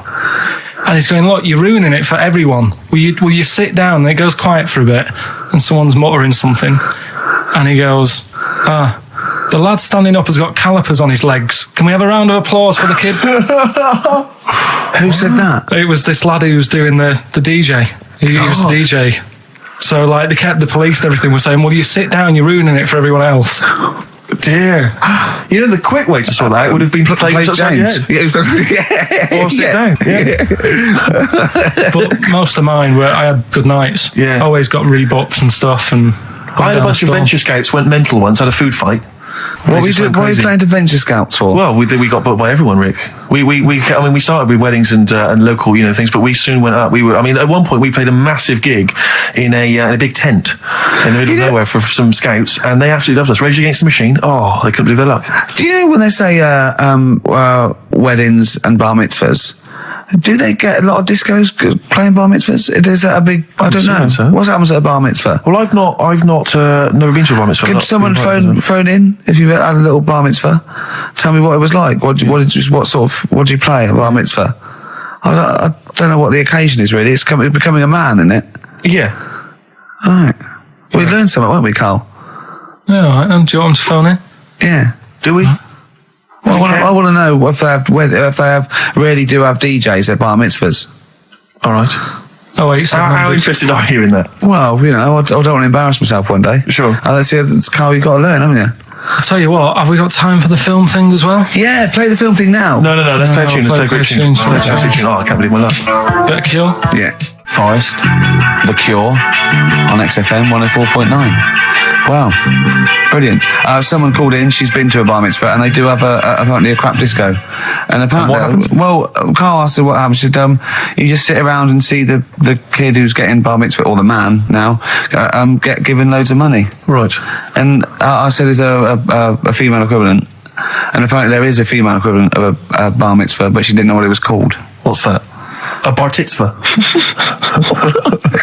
Right, I'm just going to add to the list of people we've offended. Sorry to Jewish people as well. Yeah, we've got to So sorry to Jewish people, sorry to Chinese people, sorry to Welsh people.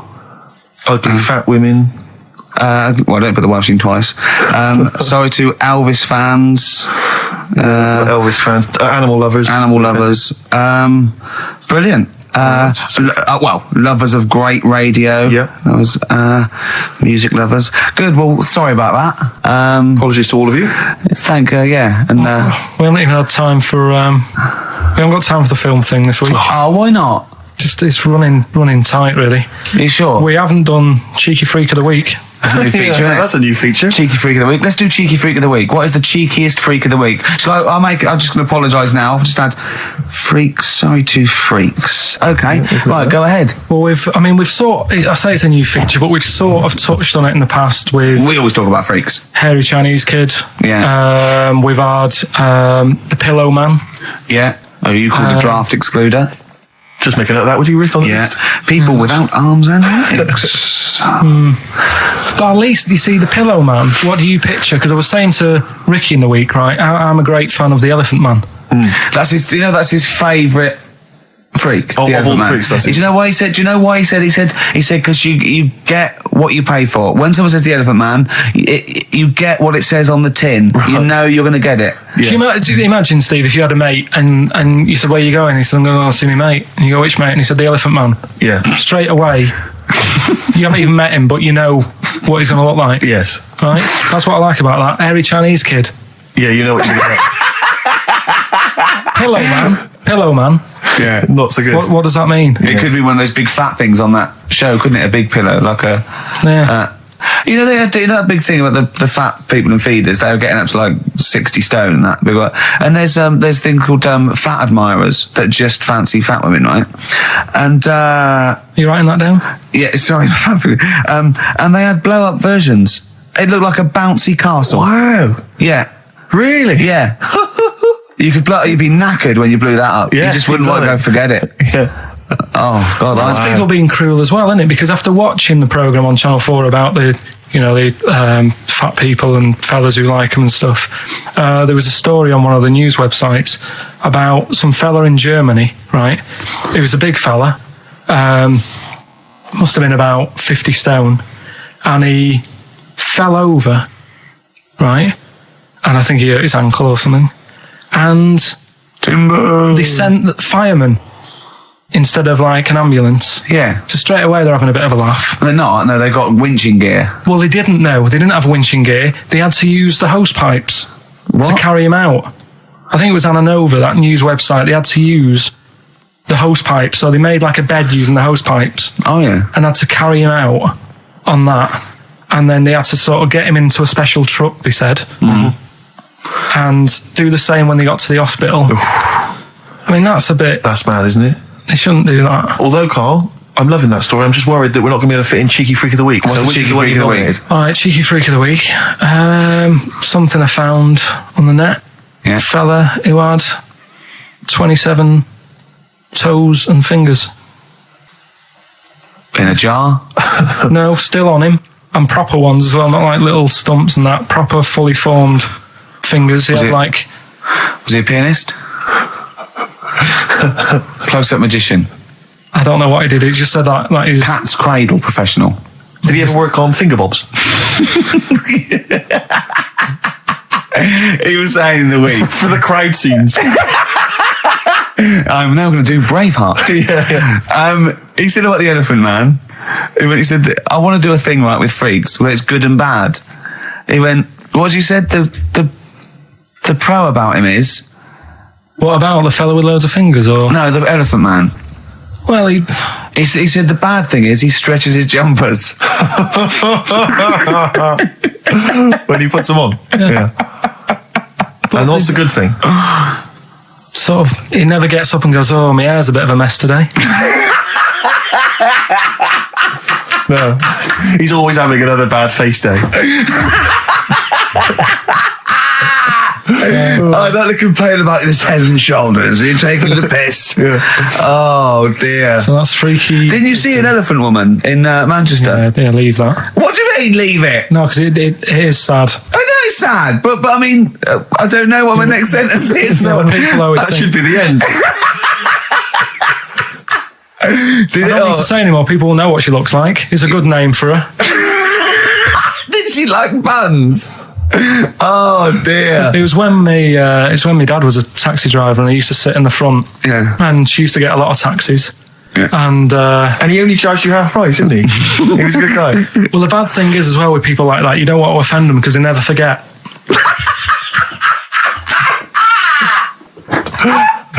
Oh God. right? But, Karl Pilkington. I was sat in the front of the cab, and my dad goes, "Right, we're going to go and pick the I can't even tell you the name. These guys, just evil." Right? What do you mean? No, leave it. So she's got. No, Karl, please. tell me what he said. No. You've already stitched him up. He's thieving things from little Welsh I don't fellas. care. Right, what did he call her? Steve, back No! this. I really Karl, don't want to be to. fair, our opinion of him is already pretty low. Look, tell me what he said.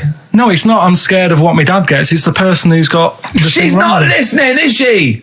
Well, her headphones wouldn't fit on her head. Tell me what he called her. I don't want to. Tell me what he called her, Karl. I'm getting angry, man. Tell me what he called her. No, we'll leave that. Honestly, Tell me what he... It doesn't matter. Tell me what he called her. Karl, just... I'm going to go... Seriously, I want to know what he called her. Right, you're not going to stop this show. We're not doing the next show until you tell me what he called her. What did your father call the elephant head woman? Tell me. Spudhead. How old were you? I don't know, about 9. So did you expect to see a potato with a dress? He did sort of, again, it's a good name. Do you know what I mean? I had an idea of what it was going to be about, and he said, "Do you want to stay in the car, take you home, because you can't..." Spudheads, you got lovely eyes. Can't. Come on, man. That's it, by the way. Is that all of it? Goodbye. Brilliant. Well, let's end with LL Cool J. Magnificent. Yeah. See you next week. Looking forward to Christmas. Loving it. I'm always a big fan of Christmas, actually. Yeah, no, I'm not a bah humbug type. It's not far now, is it? It's this month now. Is it? Is it? Are we in December? Is it the 1st? Yeah. Jeez. Yeah. Oh, yeah. Jeez. Jesus. Yeah. Brilliant. I was quite excited because this week I think it was this week in the papers, The Sun, and I think all the other papers actually, had the first of the kind of giveaway TV supplements that comes out listing all the shows that are on. But what about when they bring them out this early, is you open it and it's like, you think, yeah, I want to see what films are on and stuff, and you go through it, and it just, about half of the listings are to be confirmed. To be confirmed. It's an utter waste of time. Yeah. And it's like, who is planning their film and TV watching this early? Yeah. It's a little bit early to be worrying about 3 it. weeks in advance going, but I better not make any... Well, unless it's like an amazing thing on telly. Are you coming to a party? We got one Friday 29th. I don't know, I'm going to watch something on the TV. There's a good film. What is it? Not been confirmed yet. It's to be confirmed, Yeah. but I can just, say I won't be at the party. Yeah. Yeah. It's strange. But I remember when I was little, my sister used to work in W.H. Smith's, and she used to come home like every Thursday. She'd been paid, big bag of sweets for me, and the TV times. The TV times, of course, because you're working class. Sort of. TV times. The radio times for a classier middle class gentleman like myself. But the bumper edition at Christmas, it's like 2 weeks of telly. She sit down like that Thursday night, sit down with my sweets, and we tick off all the things we were going to watch over the next 2 weeks. Didn't happen, did it? Because I was squeaking around, hyperactive, making people play with my toys, stuff, and not watching telly really. But if you watched any telly, it'd have been really rubbish stuff. The whole family was like, I imagine probably Dennis Norden's Laughter File, Volume 12 or whatever it is. I don't think even Dennis Norden was going there. Whereas you see, we in our house, of course, we'd just switch off the TV and we'd perhaps just listen, to the concerto on Radio 3. Yeah, we weren't allowed to turn the telly off. The Christmas ads have come on, I noticed. They're on now. And I noticed, I was watching telly last night, and do you think that the advertising executive for Cadbury's Roses chocolates just comes in once a year and they go, "What you got this year?" And he goes, "What about some workmen and some old ladies singing 'Thank you very much, thank you very, very much'? Yeah. Just shot in a street somewhere." Yeah, that'd be fine. It worked last year. Yeah, brilliant. That's been going like since I can remember. I've never seen another advert for Cadbury's Roses except that. Exactly. Well, there's certain things that conjure up Christmas, like you got your turkey and all that, and you got your roses. Yeah. Woolworths. Yeah. You got Woolworths. Yeah. Oh dear. Pizza. Pizza. Woolworths. Drink driving. Oh dear! Sorry, I forgot what I went in for. What were we doing? We were doing something. Be careful. There's a lot of money involved here, Steve. Oh, you can't. Don't stitch me up. XFM's Claire Sturgis. Yeah. She stayed off it for just a day. She's not. No. She's clean for a day. You're on methadone or what? You on? No, I'm clean now. You can actually clean. Yeah, Well done. absolutely. Yeah. Well done. Congratulations. Yeah.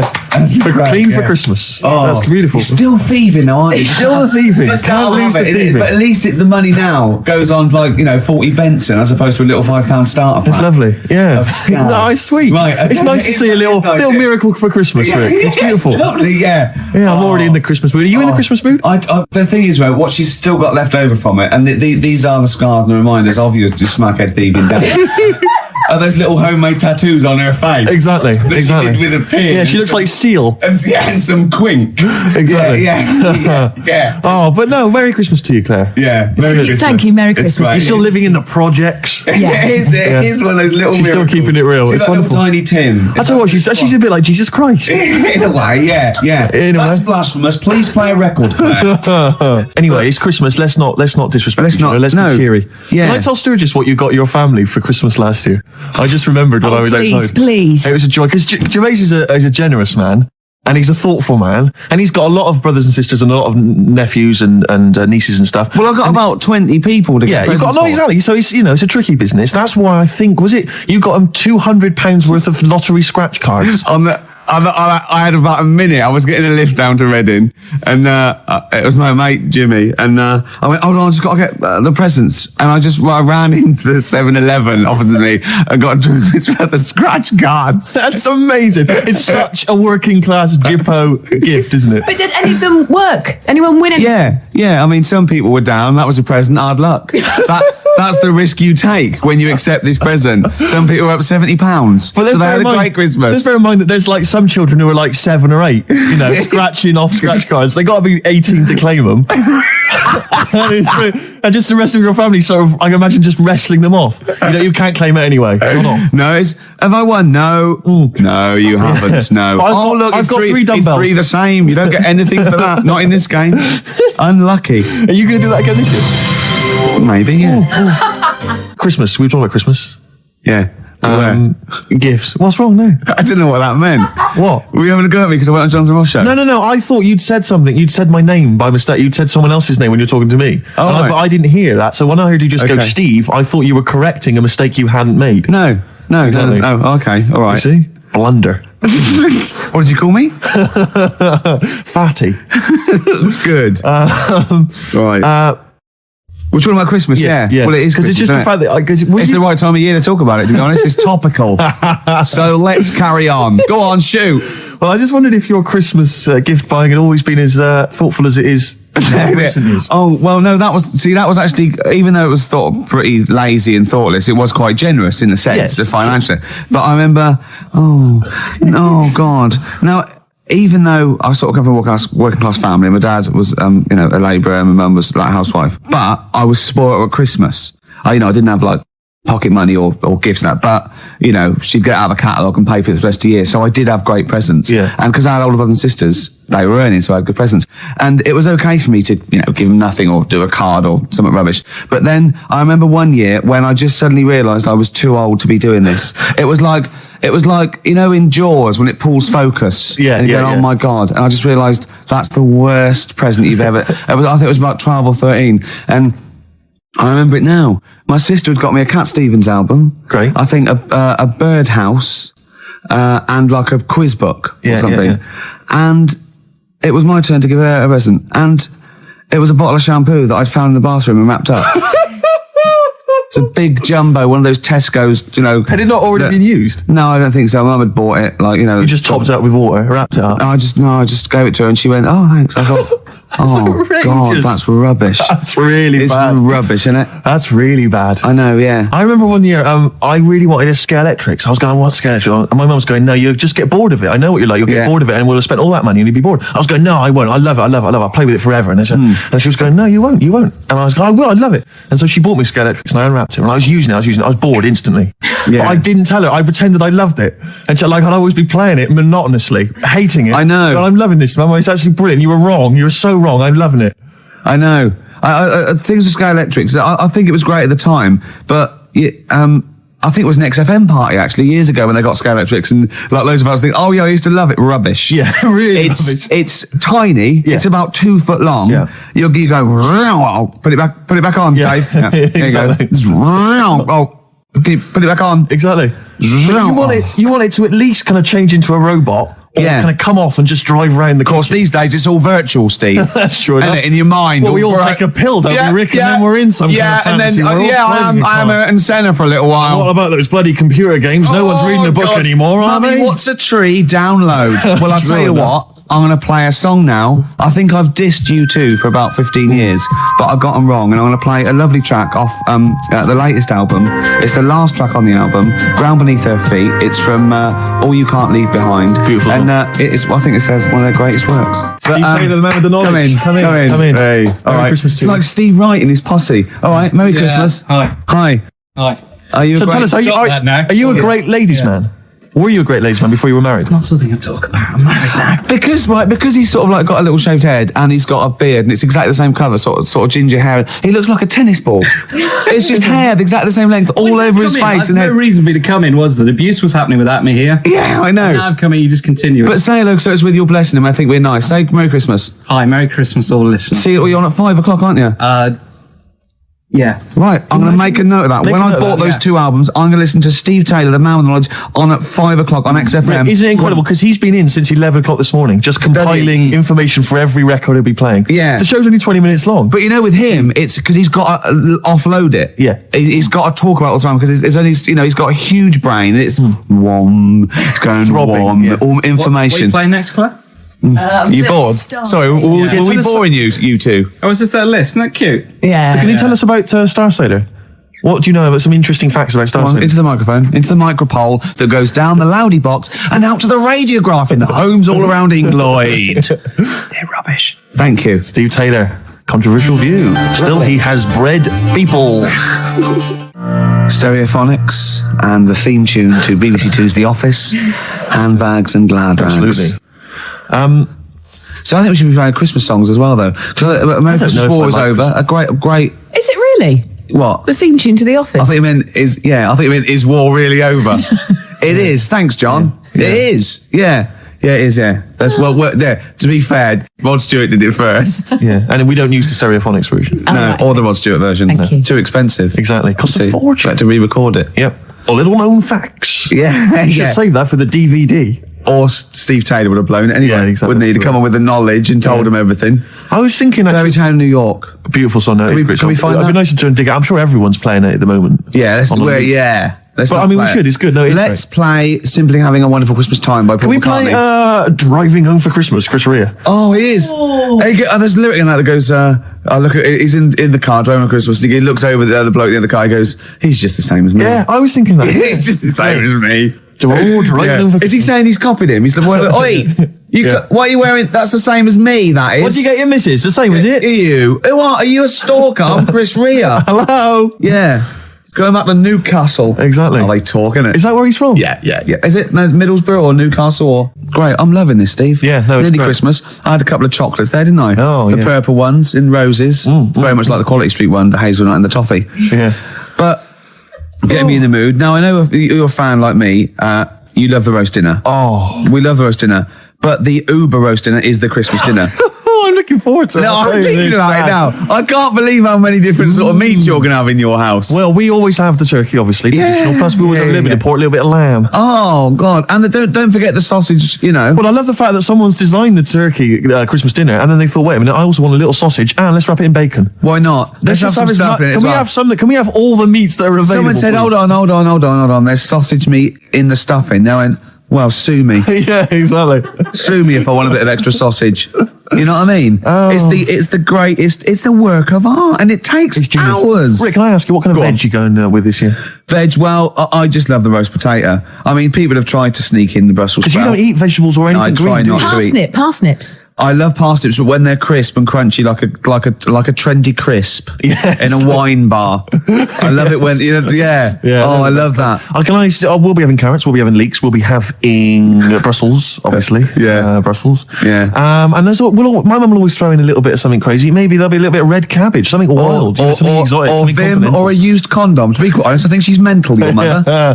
She's got to stop that. But who knows? Any kind of treats. And I love the fact about the Christmas dinner is that people are taking weeks, years planning it. I know. They take months going to dig up deep frost.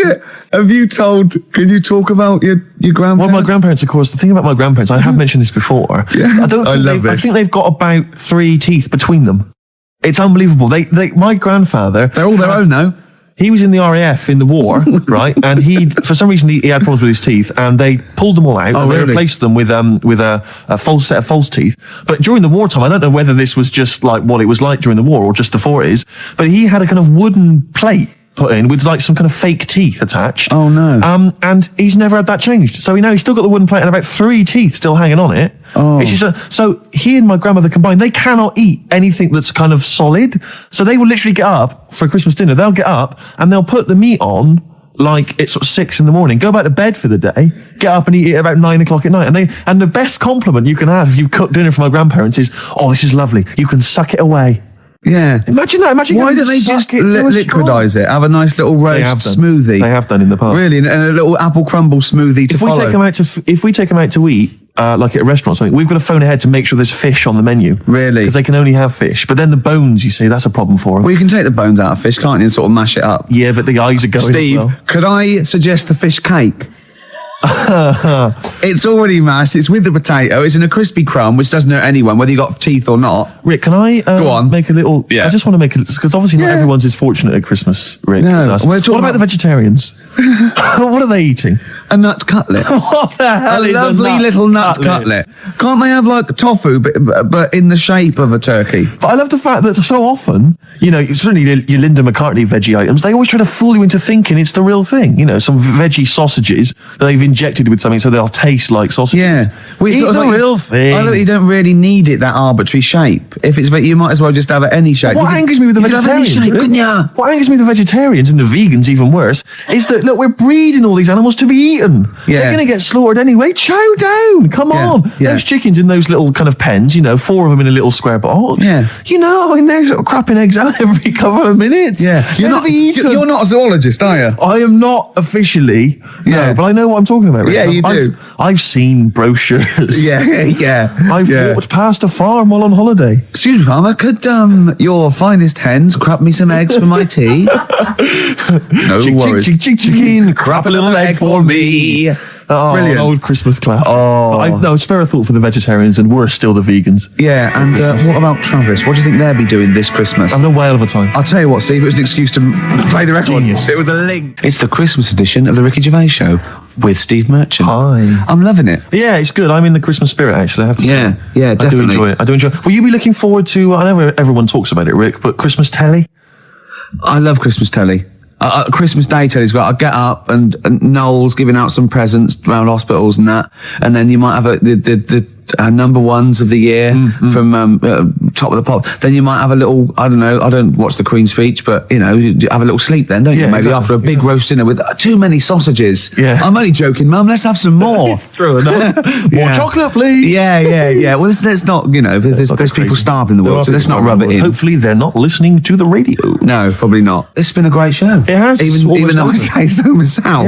Yeah. I've enjoyed it. Looking back over the year, Rick, looking forward to Christmas. Go on. Can I just throw a big thanks out to all the people that have emailed us and phoned in and written to us over the last 6 months. I think it's about 4 people who keep doing it. Yeah. Recycling the same under different names though. Exactly. But we don't tend to read stuff out, but it is appreciated. It is, and it's often gets into the show whether you know it or not. Exactly. In some way, we steal your jokes and pass them off as our own. Nice email from someone there saying there is a tofurkey. A tofurkey, yeah. So a tofu turkey. Yeah. You can buy it in the whole trimmings. See, I made that up. I could have written that down and, it had already been done. Yeah. So I said we can't paint in the tofurkey. Sure. So I've embarrassed myself again. Sturgis, are you going to be driving home for Christmas? No, I'm going to be here. Christmas. I'm going to be here. God, she's working. He's just the same as me. She's working on Christmas, Sturgis. Oh, yeah, I'm here. Yeah. Someone emailed me the other week saying, will I be voice tracked over What does that Christmas? Well, I'm not quite sure. It's a radio term, apparently. Right. No, I will be live. Wow. On Christmas Day? Oh, yes, Christmas Day evening. So you can't drink and stuff? Well, not as much as you would have liked. I mean, you're always drunk on air, obviously. Yeah, but it's getting to that point. I didn't know she drank till I saw her sober one day, Sunday morning when she came in to do an early show, and she was talking differently. Yeah. She went, the pubs aren't open yet. Exactly. And I realised. It's terrible, isn't it? Well, what should we play now? I don't know, I've kind of felt like we've sort of exhausted ourselves, really. We've run out of stuff to say. We've made all our observations about Christmas. Yeah. We've taken a sideways glance at the sausage. Yeah, exactly. Oh, another funny word. This year's stuffing. Remember we talked about stuff? Do you remember I think it was 4 links ago. Yeah, sure. No, listen. We're going to call it sausage loving. And we talked about all the different things you have on a plate and that. And we started off with like turkey, and then we went, I'm just trying to remember some of the amusing bloopers that took place over the course of the show. Remember when you didn't make it back in time for the link and you were making tea? I was making tea. That was a classic God. What was that one when I think you said something like that was a white stripes. He's going to say the word wrong or something. Yeah. Oh God. If you're one of those. Oh, this is great. I'll tell you what. I'd like to play a record because I'd like to talk about this link later. Yeah. Should we play a record? Yeah, well, let's look back on it, like, amusingly, like I Love 1980. Oh, let's do that in a second. So I'll play a song for the ladies, final one of the year, and it's a song which I did play a long time ago, and it's absolutely beautiful. It's from Nick Cave's album. What was it called again? I think it was called No More Shall We Part, and it's an absolutely magnificent I'm just remembering the last time you played it. I know. It was brilliant because you introduced it, and then I think it was Karl who played it, and we listened to it. Were we playing Buckaroo or eating Curly Whirlies at the time? I can't remember. I was on a space opera. Oh. Nick Cave and the Bad Seeds, Love Letter. Beautiful song. Absolutely beautiful. Well, I'm loving this, but we've got to go soon. Sadly, the clock has beaten us, Rick. But it's the last track that we're going to play this year. It's a lovely track. It starts off with a little bit of Jingle Bells at the beginning, a little bit of tribute on the piano. It's Joni Mitchell and The River. Enjoy.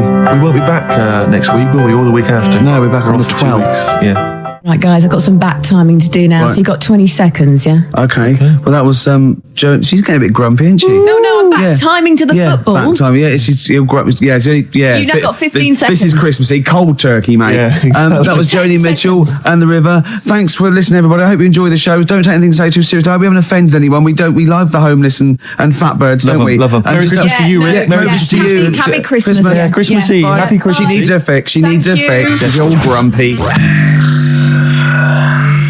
You have a good Christmas? Yeah, you? Yep. Carl?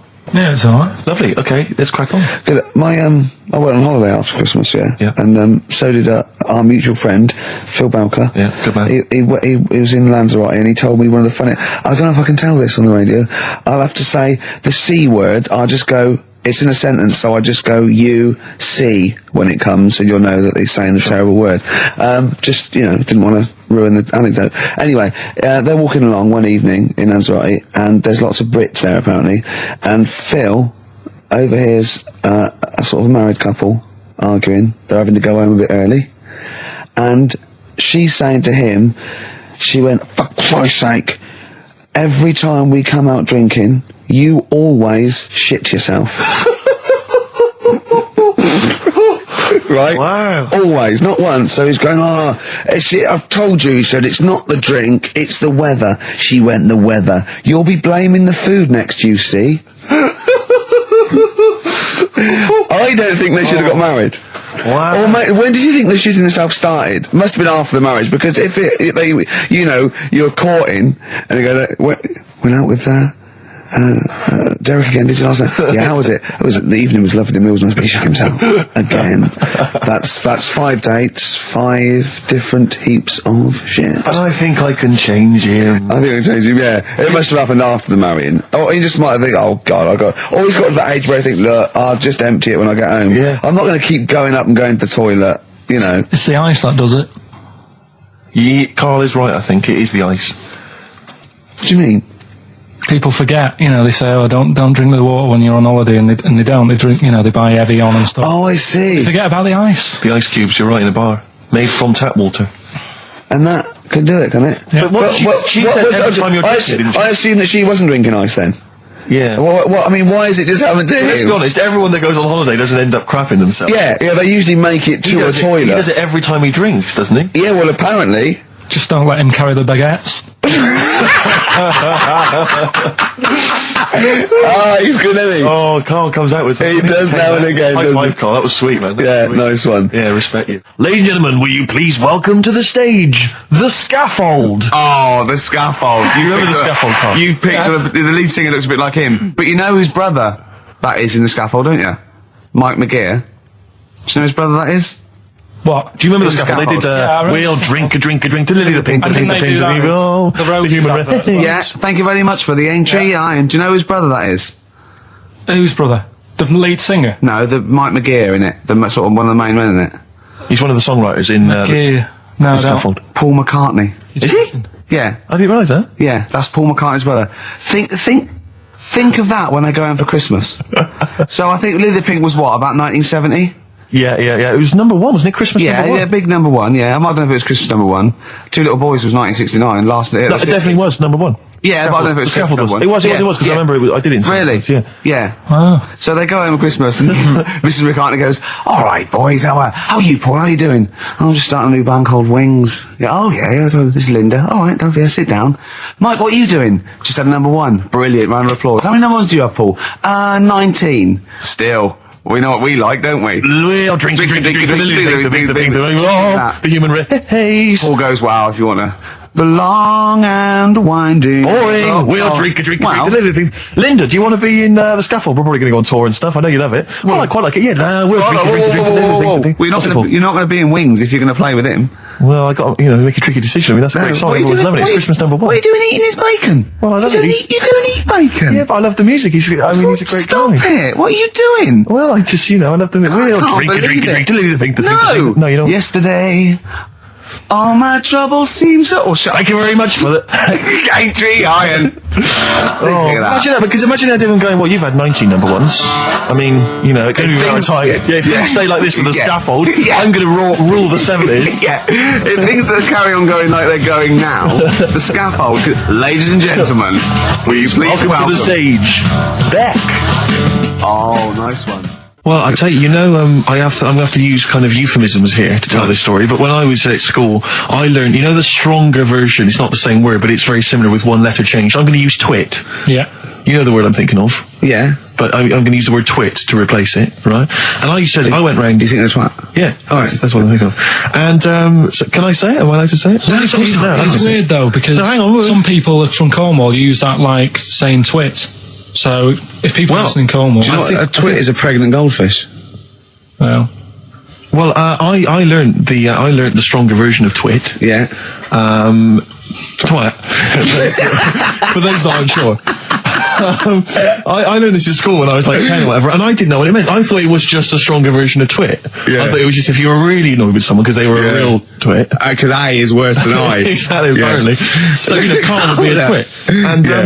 And so I started using this at home because I didn't realise what it meant. I started using this at home. Oh, you twit, you're a twit. And saying it to my dad, you're a twit, but not saying twit. Yeah. And my dad didn't know what it meant either.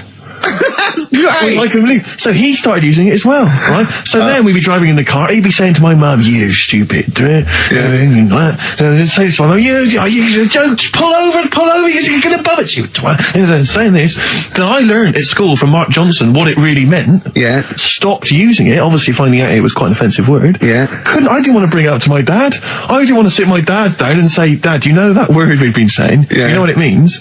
So now, to this day, I've never brought it out with him. So we'll be driving. I go home for Christmas, we'll be driving around. He'll be calling my mum that word. Left, right and centre. I think she knows. I think she's just embarrassed. Or she's just upset and she knows what I mean. She goes, "Why does he keep calling me this terrible word?" But he's the only one, I think, in our family who doesn't know what it means. No one's got the guts to say. I don't know whether I should tell him it's Christmas. What a twat. I know. Cool, we've got some great tunes lined up. We're going to play today our favourite singles. It's a favourite tune, some of which didn't quite make it as singles maybe, but tunes of the year, because obviously Christmas very soon and we'll be away for a short time. I think next week we'll be doing our favourite Christmas songs of all time. Yeah, I'm worried we're not going to fill 2 hours with that. I mean, how many times can you play Shakin' Stevens before... Fairies Out of New York. Yeah, exactly. I mean, that's the only one, isn't it, really? That's the best one. That's the best Christmas song good, ever. but obviously there's Joni Mitchell's The River. That starts with a kind of Christmassy feel. Beautiful. I don't think if there's anything else. Not a great deal. The Waitresses, Christmas Wrapping. Is that one? Is that brilliant? Mine. Is that good? Yeah. So This Is Christmas, John Lennon. Paul McCartney came out with Simply Having a Wonderful Christmas Time. Christmas time, yeah, exactly. Yeah, but so John's was Happy Christmas War is over. Yeah. Of course it wasn't, but I mean, at least he wanted no, to be. He was dreaming of it. He was dreaming of it. Yeah. Bless him. And to show how much John Lennon's dead as well. I don't know if anyone's... Yeah, no, they do. That's just another bit of rock and roll trivia. I like John's protest against war. He stayed in bed for a week. Yeah. I've been doing that. I've been protesting against war for ages. Yeah. I'm eating hamburgers against war. Absolutely. I just got into Burger King on the way here. I went to the counter. But of course, that's not product replacement there, and there's a number of other burger joints that people may wish to go to if I they often go to choose. McDonald's. Yeah, I often go to exactly, McDonald's.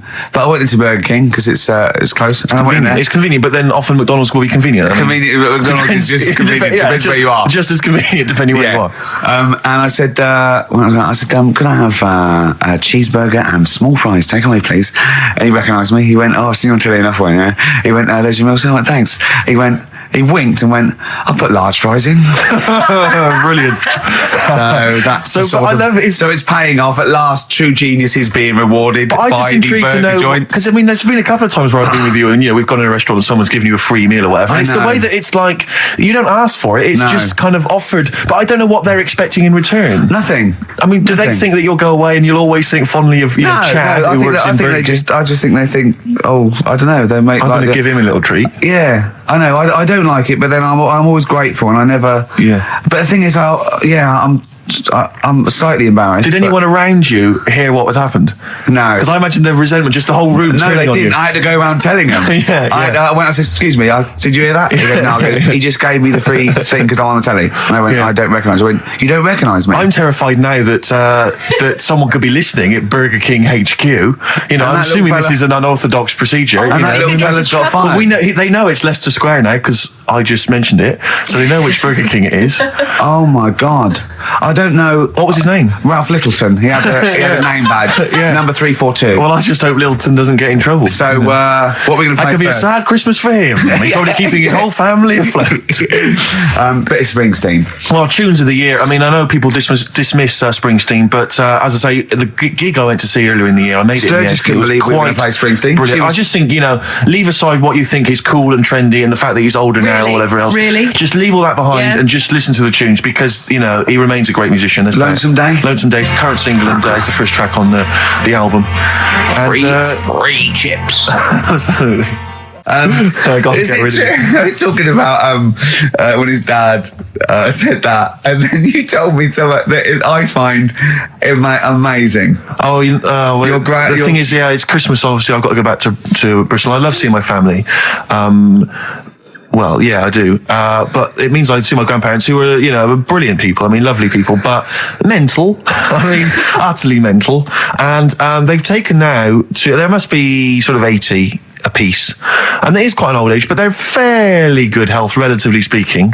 And they just spend their time in bed. I mean, that's all they do. That's their profession. They've retired to go to bed, and they spend all the time in bed. I tell you what they're like. They're like that old guy. They're like all that old family in Charlie and the Chocolate Factory. Oh, yeah. Remember, none of them had got up for like 25 years. Yeah. And they. But you said that they go to bed and they go to sleep, but then when they wake up, what they do is put an extra pillow so they're slightly more upright, and that's them in the day in bed. That's Right, their that's the active. daytime Yeah. thing. But they get up and cook and stuff. What they do is they've got about 6 teeth between them. I mean, my grandmother needs false teeth, but refuses to go and have the old ones extracted and the false teeth fitted. So she's working with about 3 or 4 teeth. Oh. My grandfather had false teeth given to him during the war. Wooden ones. Well, it was plastic teeth on a wooden pallet, right, that sits at the top of the mouth. He's still got the wooden pallet, but most of the teeth have come off. So there's about 4 teeth left, 4 false teeth. He's got a set of false teeth that make him look like he needs false teeth. I mean, that's pretty bizarre. So the problem is that they have to get up. They get up about 7 in the morning to put on, say, some beef or lamb, whichever they're going to cook. They put it on at 6 in the morning, 7 in the morning, so that by the time they eat it at 6 at night, they can use the phrase, this is what a good meal is for my grandparents, if they can use the phrase, oh, that's lovely, you could suck it away. You could suck it away. Who wants that from a roast dinner? You may as well blend it up and serve it as a broth. I don't want that phrase coming from old people without teeth. No, indeed. Because it must remind you of your rent boy days. Exactly. It brings it all flooding back. Oh, God. Flooding's the word. Exactly. Should we play a record before we get really disgusting about your grandparents and blowjobs? please. Worst thing We've said the word blowjob far too many times today. And in the same sentence as I can't believe. Anyway. And it's Christmas. Yeah. Don't forget what Christmas is about. Come on, spare a thought for the underprivileged people. Yeah. Steve, is it Ben Queller? Do you want I'd to love a play bit of Ben Queller. I don't know, are you a fan? I love him. Yeah, well, this is a cracking tune. Okay. And, Yeah. And I think we'll enjoy that. Let's just Slam dunk it. It's Why don't we wicked. just stop and think about what we've done? I'll tell you, they do spend so much time in bed that they actually, I'm sure war will have to cease. Those are the Red Hot Chili Peppers, and they're still going strong. Oh, indeed, yes. That's one of my favourite tunes of the year. You enjoyed that? Yes, absolutely. Yeah, These are all mutual. We love them all. We're not Absolutely, really, yeah, no, we're we're not not. annoying each other by putting in Not songs at the all. other one doesn't like. Not We're at like a all. team today, isn't it? I think that's the Christmas spirit. I don't know what it is. We've come together. We're sort of unified. Yeah. Yeah. In the absence of Carl. Yeah. Who often divides us. He often comes between us. Does he? Like, yeah. Does he Well, I'll do tell you that? what it's Yeah. like. It's like a child. Like it's like we're a married couple and he's sort of our autistic child or something, you know. right, And sometimes it just puts a strain on the marriage, you know. And we all three of us love each other, you know. Because he does love you guys. Yeah, exactly. But sometimes I it's hard. hear you him know. talking about you in the office sometimes. I You know. know, he looks up to you, aspires to you too. But it's No, times like this because Yeah. because of to be honest, the baby Jesus that we realise that there's beauty in everyone and it's all right. Yeah. And, yeah. Exactly. He's never had that before. No. Well, I have to say that I'm really getting into the Christmas spirit. When I was younger, I didn't really enjoy it. I was quite cynical. I was quite, You're rock and roll. joking. But now I'm sort of, I walk in a department store and if there's one of the old, chestnuts are roasting on an open fire, which that classic tune, or I any thought you were one of those old boys that stand outside the British Museum. Right, yeah. Right, you mean the tune, yeah. That one, or how does it go? Chestnuts roasting on an open fire. Chestnuts roasting on Yeah. Jack Frost nipping at your nose. But I can't get enough of them. I love it. I'm in a department store, it's frosty outside, it's warm in there. Have you ever roasted your chestnuts on an open fire? I have never done that. No, I have Imagine not done that. that. I have not done that. Just backing up to it like that with the little chestnuts hanging out like a bulldog. What would you be wearing? You'd probably just, I imagine you'd have your dressing gown on, you'd just hiked it up, Just slightly, pull so it your up, arse was showing. pop them down, like tuck it in like a lovely lady. Yeah. So like a lovely lady from the front, but behind Yeah. it looks like a bulldog dragging a tree. Yeah, And exactly. and you just pop them in the grate. Yeah, and you would, because you want to be careful of too much roasting, so I imagine you'd want to just kind of ease Toast yourself them. in slowly. Lightly toast them. And if it feels too hot, get out of there. Get the hell out of there. Yeah. That's, if any kids are listening, try that. No. What? No. Like there's a kid thinking, I'm going to roast my chestnuts on an open fire. I don't think there's even a child that's I doing don't want that. someone to do it and then the parents go and Steve Merchant's told our children to do Yeah. it. We're probably Okay. we're probably in trouble So now kids, because that. where's the Kids kid going to don't. find an open fire like those? I mean, it has to be the sort that they use, those kind of barrels. It can't just be open fire at home. That doesn't count. That's just stupid. If you're going to do it properly. Oh no! Oh, we're having such a nice time there. We've lowered the tone. I'll tell you what'll perk us all up though. Richard Anderson has emailed us. Dickie Oh, Anderson. he's loving the show, is he? Well, I don't know if you've heard this, Carl. Carl, I've called you Carl. That's okay. That's okay. I'm Claire. Pleased to meet you. Is Is it the shaved head or the stupidity? Yeah. It was the k sound. Because didn't I call you Arthur or Jack or something last time? He called me. I can't remember. I don't know, but it was quite embarrassing. Claire, I'll be honest with you, Claire's quite an unmemorable name. if I'm Yeah, truthful. I know. But yeah, Dickie Anderson, he's a guy, I'll be honest with you, he's not a big fan of the show. But Is he's, he not? well, we're getting to winning round. He says, dear Ricky, the more disappointing your show becomes, the more I seem to look forward to it. Oh. Now I see your face plastered across London. Is your show some sort of curse put on me by an old gypsy woman I've annoyed? Good point, Dickie. But Dickers. but Randers, as I call him, Yeah. I He can't listen now. I know what he's doing. Yeah, He's tucked him in. He's backing into the fire as we speak, and he wants to roast them until they spit. Oh dear. Thanks for listening. Thanks for it's a Merry Christmas to you and Happy New Year. And as you know, you got a lot to look forward to because our first hour is always the best. That's exactly So right. you're going to be loving it till 3, cockers. Oh dear. What should we play? Well, this is I every so often I get sent a CD by a friend of mine, Harry, who just sorts me out with tunes That's that I may have such a missed. good idea, by It the is a way. great I think idea, fantastic. and this is one that I think it came out this year. It's a Teenage Fan Club, and they teamed up with Jad Fair, and I think it's a mixed bag, the album apparently. But this is one of the good tunes on it. New to you. I'm running out of steam now, Steve. A bit tired. Are you? So I've got 15 minutes to do. So we better think of something to say. Or Well, I genuinely was going to ask you because obviously Christmas is approaching, and I've not even started to think about Christmas gifts. Oh, I don't know God, how I you're never getting on, do. Claire. I never do. But Claire, you're aware of what Ricky bought his family last year, aren't you? Oh yeah. Do you know, I am because he told me and I've completely forgotten. It's extraordinary. It is extraordinary. I mean, how much thought and planning went into it? Right. I was pressed for time. How many kids were there? How many people were there? This is it. I've got a big family. Okay. Well, not big, but I mean they've got lots of kids. So I'm sort of youngest in my siblings, and so they've got kids ranging from like 30 to babies, and there's about 15 of them. And you buy them all? Yeah, I'll try and get them. Try and get them all. Nice. So what is it? Wait. So I got a lift down. And I thought, what can I get? I thought, I can't just give them the money. I'll stop you there straight away, if I may. What? You notice he's on the way down for Christmas Day. Oh, right, so he's on the... Oh, right. He's on the way down. This is when he starts... Boxing Day. So this is when he starts to think about buying them a gift. Yeah. On you go. So I was getting a lift, and Matt was going to lift down. So just before we got there, I just ran across the road to the 7-Eleven, got 200 quid worth of scratch cards. Scratch cards.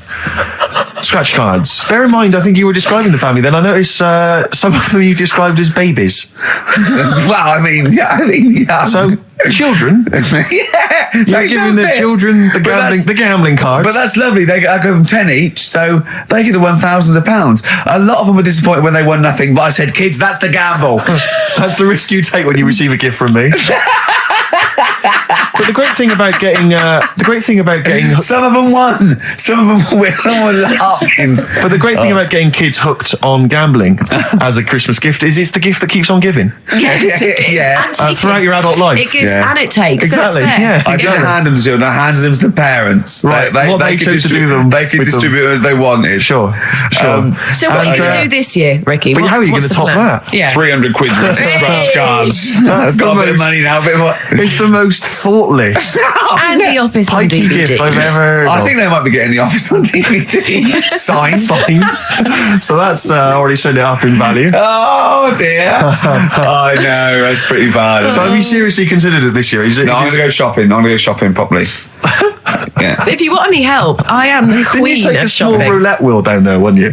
Genuinely, didn't you buy like a roulette wheel? No, I had it. That's down there from when I got it when I was about 10. Oh, right. And so I'm the banker. I always win. Yeah, of course. But they got to learn a lesson. The banker always wins. I bet it's a valuable lesson when they lose money to me. You should just go down this year and just say, basically, I went to a casino. I put a £10 chip on for everyone. Exactly, yeah. Here's the win. You lost. You won. Yours came in. Yours was a donkey, love. Yeah. But Steve, what about you then? Because I mean, you don't like shopping. Well, do it's you? not that I don't like shopping. It's that I've got no ideas. You know, I'm running on empty with my parents. They don't appear, as far as I can make out, they don't appear to have any hobbies. No. And I said to you before, my grandparents. You don't like wasting money. I'm not being funny, but you don't like wasting money either, do you? Well, I don't like wasting money, no. But I like to buy something practical for people. I like something which is going to last, something that's value for money. I don't like novelty gifts. Yeah. No, I think novelty gifts are wrong. I've mentioned to you that my grandparents spend all their time in bed. So there's only so many kind of, sort of bed socks you can buy, and ointment for, bed blisters and so on before, you run out of ideas. What about some of those novelty teeth? Because that would be, a nice jokey present, and they could probably come in useful for chewing the broccoli. Yeah, exactly. Oh, do you know what would be nice? One of those... No, I'll tell you when. No, go on. those sort of travel pillows. So when you're travelling and your head sort of falls down, like but they travel from vertical to almost horizontal. They're sitting up in their bed. Get on one of them beds that come up. You're not made of money. What am I talking about? Like Thora Heard's bed. Thora Heard's bed. Does her feet ever touch the ground now? Do you know what I mean? Though. No, it's literally. She goes shopping in one of those little trolleys. She goes straight into her room. She's up the stair lift. She gets lowered into the bath. Yeah, it's terrible. Ludicrous. I just lazy. I mean, I tell you that, but I mean, well, there's a whole idea. But if you're earning the kind of money that that Heard is on, with her songs of praise and whatever else, exactly. Money for she was at the Comedy Awards last year, wasn't she? Well, I'll give her an award. She's up the stairs like a greyhound. She can move then. Yeah. But so I've got no ideas. Absolutely no ideas. Okay. But any suggestions are welcome, Claire. What are you going to get your family? You've already thought this through? No, I obviously can't tell you because they will be listening. Right. But they're all outside at the moment because my family are coming to meet me after the show, and we're going to swap presents then because. Okay. Outside. Are there any Office in Leicester DVDs? Square? No, I haven't. Books? No. Because I should point out that the Office DVD is currently available. Yeah. I actually did go and buy. I actually went and bought it myself. You can also buy it and I am online. enjoying the scripts, by the way. Excellent. That's in. I love the fact that we're authors in the top 10. Yeah, we're in the top 10 bestseller list. No. But to be fair, we're at number 7 in the paperback non-fiction. Now I don't understand how that can be non-fiction. Yeah. Because it's the transcript from a made-up television it's not a real show. documentary. Exactly, yeah. But we're beating these poor people. But we're officially best-selling authors. I think that's fantastic. Which is excellent. Which is My favourite bits are the emails at the start. I like them. A lot of people don't know what you're talking about, Claire, but of course if they pop down to Waterstones or Brooksy Cotton, they can sort themselves out. Dear. Nice. I like your style. Can we have some more music now? Let's have, what we're playing, so Streets maybe? I mean, this is obviously one of the albums of the year, and this is one of the album of the year. This is Week Becoming Heroes, I think the last single, and Dynamite it is too. Eric Sermon, and what's the tune called there? It's called React. Yeah, React. From his debut. No, not his fourth solo album. Not bad. I'm enjoying the tunes, Steve. No, absolutely. I'm enjoying the chat. I'm enjoying the tunes. Keeping it real. I'm enjoying the penultimate show before Christmas. Last message from Anders, I suspect, for the day. He says, I've just roasted my chestnuts over an open fire. It's a lot more enjoyable than listening to your show. He's pretty snappy, is Anders. Yeah, he keeps them coming, It's a shame that, that we sort of couldn't sort of maybe meet up with him and try and persuade him that, he should come over to our side rather than, Come over to the side. Exactly. Yeah, come over to this side. I think we've got him though, because apparently they did this survey in America. People who loved Howard Stern listened to an average of like an hour and a half a week, and people who hated him listened 2.5 hours a week. Yeah, exactly. So I think he's probably more faithful a listener, yes, than some of the people that quite like us. Exactly. Yeah. You know what I mean? You've got to listen. I'm the same with some people. I've got to listen to things that I just think are awful. I can't. It's compulsive viewing. So, I don't care if people listen to us because they hate us or like us. No, indeed, as long as they're listening. I was on the as long as they're spending money on the advertisers. Other day, yeah. Rick, my mother always used to say to me that you should write and thank your aunties and so on for their gifts. Yeah. And I feel like we should take a moment out just to thank all the people that have emailed or written into us during the year, because we're very lazy men and we never reply. Well, I never look. You never look at emails. You read them and I'll go anything for me. I reply very occasionally if I think it's worth it. You're like my secretary when it comes. You protect me from like people who... The insults and so on. Yeah. Are there any insults? Are there? Oh, there's plenty. There's plenty, yeah. Do you have to protect him, really? Oh, God, yeah. There's lots of things I don't tell him. Lots of things I keep from him. It's not very nice. I thought I was... Right. Well, he's just not as popular as he thinks he is. Oh. He thinks that when he's like dancing around and making funny faces and squawking and making noises and stuff when we're filming, he thinks that everyone thinks that's enjoyable. Yeah. What people think I'm quite an annoying little prat, do they? That's not the word they use, but you're near enough. Really? There. Yeah. Oh. Yeah, they didn't say prat, but you're on the right lines. Okay. For instance, we got an email here from Graham. He says, please stop the chat and let's hear some more great ads, as I'm still not sure what mobile phone I should get the wife for Christmas. Carl will be back next week for our kind of Christmas bonanza. I say that, we've got nothing planned. There's no reason why it should be a bonanza. That'd be nice, yeah. But we'll play some Christmas tunes, and no doubt Carl will have some kind of festive game for us maybe, or a festive, festive trivia. So, we've had Oasis, Streets, we've had U2, we've had some cracking tunes. Can we get away with playing Nelly? Hot in here? I think it's a cracking tune. I really do. I just think, again, I'm not interested in what genre you think it fits into, or whether you think it's cool, or because kids like it, you're not supposed to like it. It's a good tune, and I think we should try and stick it in. But before that, Rick, can I just play one track? We did play it much earlier in the year. It's from that album, Son of Evil Reindeer, by a band called The Reindeer Section. And this is a cracking little tune. I just think it's beautiful, and nice to hear it. Oh, beautiful. Marry it then. Oh. Nice, isn't it? Very Christmassy. It makes me want to wish everyone a happy Christmas. Indeed. Do it. No. Okay. That's called Grand Parade from the album Son of Evil Reindeer by The Reindeer Section. It's a nice tune. It's one of my favourites of the year. By the way, not Steve. at all. No, that's my pleasure. It's my pleasure. Claire, just big highlights of the year for you as a final roundup. Sort of things have you enjoyed this year? I mean, musically maybe, or maybe stuff you've... I've enjoyed that band, The Music. Okay. And The Rapture. Sure. And the Electric Six. Remember last time I sat in for Carl, we played Danger, High Voltage. Yeah. One of the first times. That was the first time I'd heard it. And now we're playing it every hour. Because you're sort of a pioneer, aren't you, musically on XFM? You're one of the people who keeps it pretty raw. I remember the early days of Idlewild. Ricky, do you remember the early days of Idlewild? I'll take that back as well. Teasing you about them playing the Pinder and Wakefield stuff. That latest single I love, and the video's great as well. Yeah. I'm a big fan of Idlewild now. I knew you'd No, great, brilliant. Yeah. So it's been a good year. I haven't been out to many gigs, obviously, because I do the evening show. But all the sessions, which I'm doing the best of next week. Quick plug for the show next week. Best of the sessions. So it's been a good year. Low points. What are they? Low points. Do you know what mine are? What? Poverty and war and everything. Oh, Yeah, I always well, hate obviously, it. I yeah, always that. hate it. No, you didn't say yeah, that. yeah. No, you were going to say. I was going to say. No, you were going to say the streets or something, and and you didn't care about the people dying. So don't try and do I'm it thinking now. specifically You're of- nasty. You like that. You like poverty.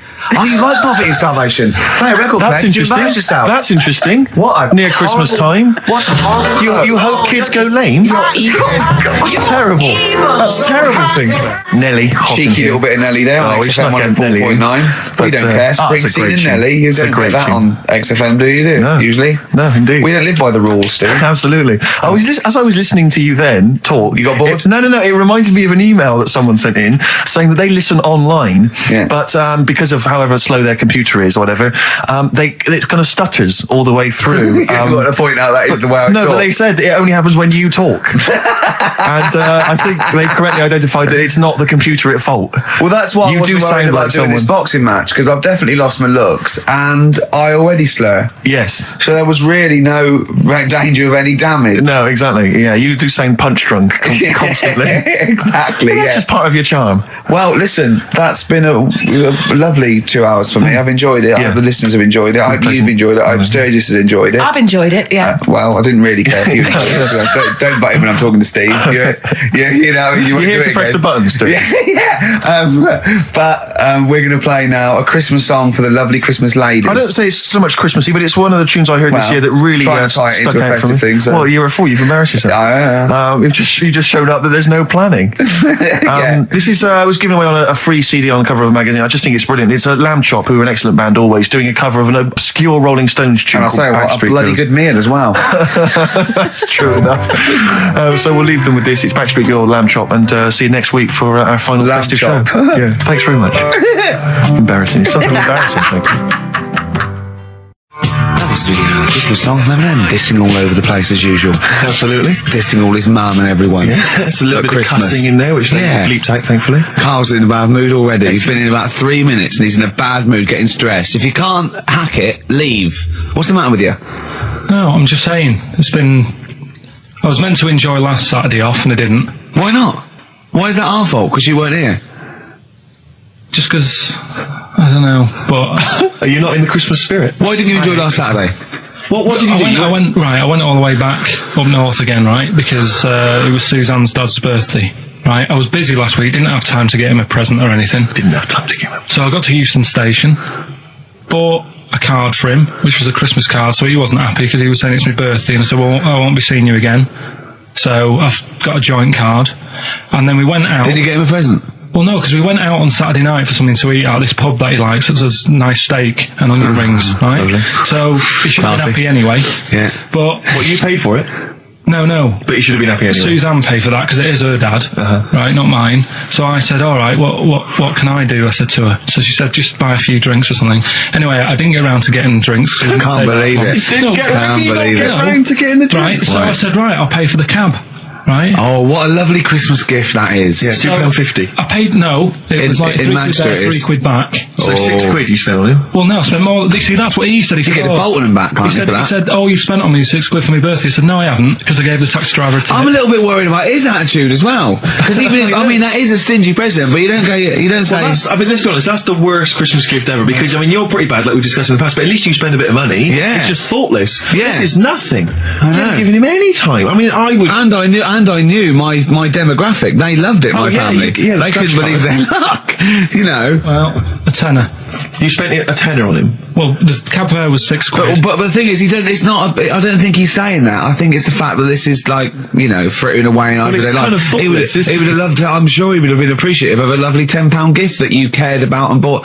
A book he probably likes Fly Fishing, doesn't he, by J.R. Hartley. If you'd have bought that, he'd have gone, that's what I was looking for. Or what I was looking for, Carl. Bloody hell, Carl, you little bald twat. That's just what I wanted.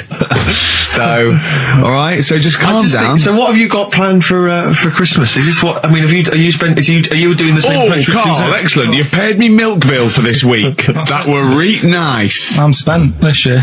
So have you planned anything for Suzanne, or are you just... Yeah, I'm taking her out Christmas Day for something to eat. Well, does she know that? Was that? She's working today, so she so Right, okay. So what Christmas gift have you got? That's it, I'm taking her out. What, you haven't got a present? No, because we spent a lot. Don't forget, that's half yours, though. You're not going to just be sitting there watching her eat, going, "Oh, I'm hungry, but I spent all." You're going to be eating as well. That's half yours. So she's got nothing to unwrap. He's like a cat who's been hit. She's got nothing to unwrap.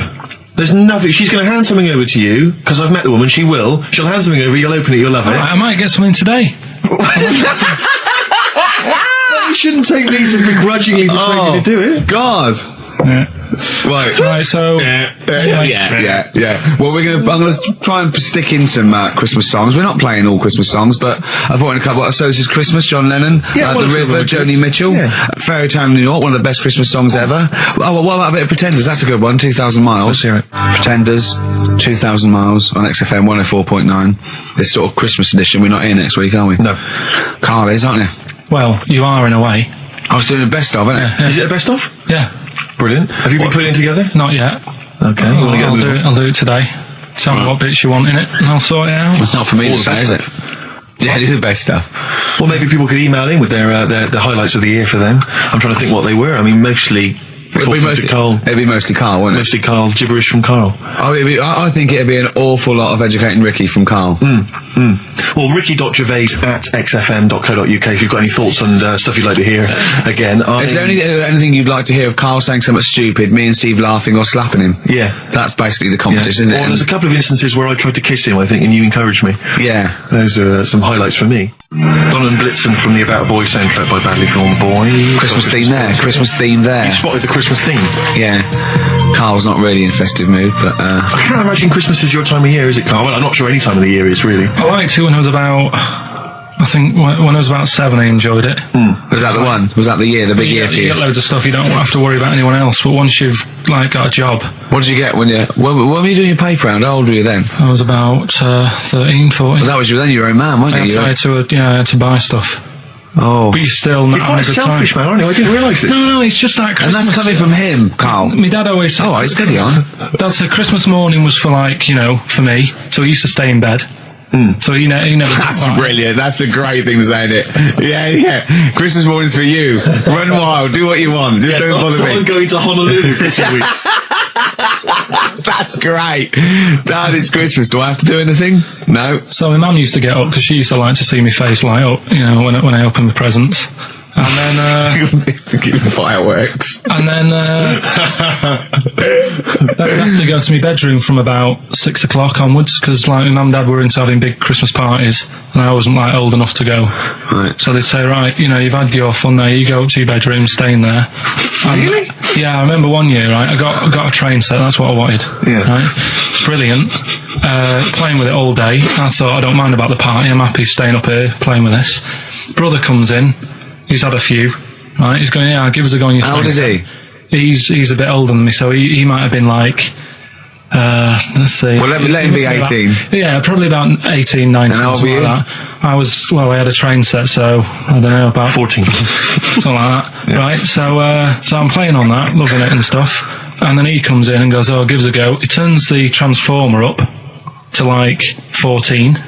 He went really fast for about 5 seconds, broke it, and then he went back downstairs. Wow. So Christmas, I hadn't even got to Sounds Christmas like the Conservative government with British Rail. Satire, that is. Rick, I just thought that there's satire. If there's any satirical shows listening or it doesn't work in any way because there's the analogy falls down apart from there being a train. Think it through though. British Rail was trains. Yeah. And the government broke the trains in many ways. They didn't break them, not officially breaking them, but they kind of... it does work. It's perfect. I'm very pleased with that. And I can't... And no one's asked him to be on Have I Got News For You. It's weird, isn't it? Because it's strange that when you've got a satirical mind that's as quick as that. Yeah.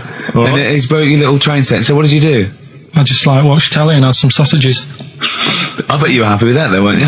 It's a bit annoying though, isn't it, when your main present of the year has been broke. And did it ever get it fixed? No, that was it. Put away. I'm intrigued why your parents wouldn't let you come and join in the festive fun. Was it really debauched down there? Was it eggnog everywhere? Well, no, but I mean, that's fair enough. 6 is a little bit early, but I just think, if you're a kid, he had those fun, put them to bed at 8 maybe. And you think so on Christmas Day? I thought that was a day for family. Well, not if there's a party going on. And Well, don't have the party on the Christmas Day. Well, that's another option. Yeah. Your parents are weird. Aren't they a strange breed? Well, I think that was the year, right? You're talking about buying presents and stuff. I think I did treat my mum to that. I didn't buy my dad anything. I think that was like when I got a bit older, I used to get my dad something because he wasn't that bothered anyway. No. So, got me mum, there was a cheap shop, right? Of course. Thank God for that. Called Snips. Right? So I went in there and I thought, let's see what I can get her. And remember Victoria Plum? I don't think so. Well, it's like a fairy character. Right. I mean, mum's into gnomes and stuff, right? So I thought, right. She was really pleased with you then. Victoria Plum. I was thinking, is that one of the neighbours? Is it like a brandy Do you liqueur? remember Victoria Plum? Victoria Plum. Victoria Plum, yeah, it's like a little fictional sort of character, right? Okay. So I saw it, I thought, yeah, she'll love that, right? So I did my paper round, saved up for 2 weeks, right? Oh. Got that sorted, went to Snips, bought the Victoria Plum. Next day, I'm in town with her, right? So I think, I know what I'll do. I said, come in here a minute, right? So we go in and we're looking around, and I tested her, right? I went, look at that there, that's all right, isn't it? And she goes, oh, it's bloody awful. Oh, Carl. Oh, Carl. Oh, God. So then Christmas Day comes, I said, don't bother opening it. She said, no, why? I said, Oh, no. Why did you still give it to her? So, well, it's too late, I'd already bought it. Oh, Carl. So she opened it, and I was like, and she said, oh, that's nice. I said, why are you saying that? I said, the other day you said it's bloody awful. She said, oh, no, I thought you were pointing at something else. Oh, no. So that's why I don't get anyone anything anymore. Oh, God. Play record. Oh, God. Oh. That's good, isn't it? Not bad. Gold Rush. Let you down. I'm actually quite affected by Carl's Victoria Plum scenario. Just the fact that eagerness, he wants to make sure it's a great present. He's saved up his paper round. He thinks it's like a gnome, but modern.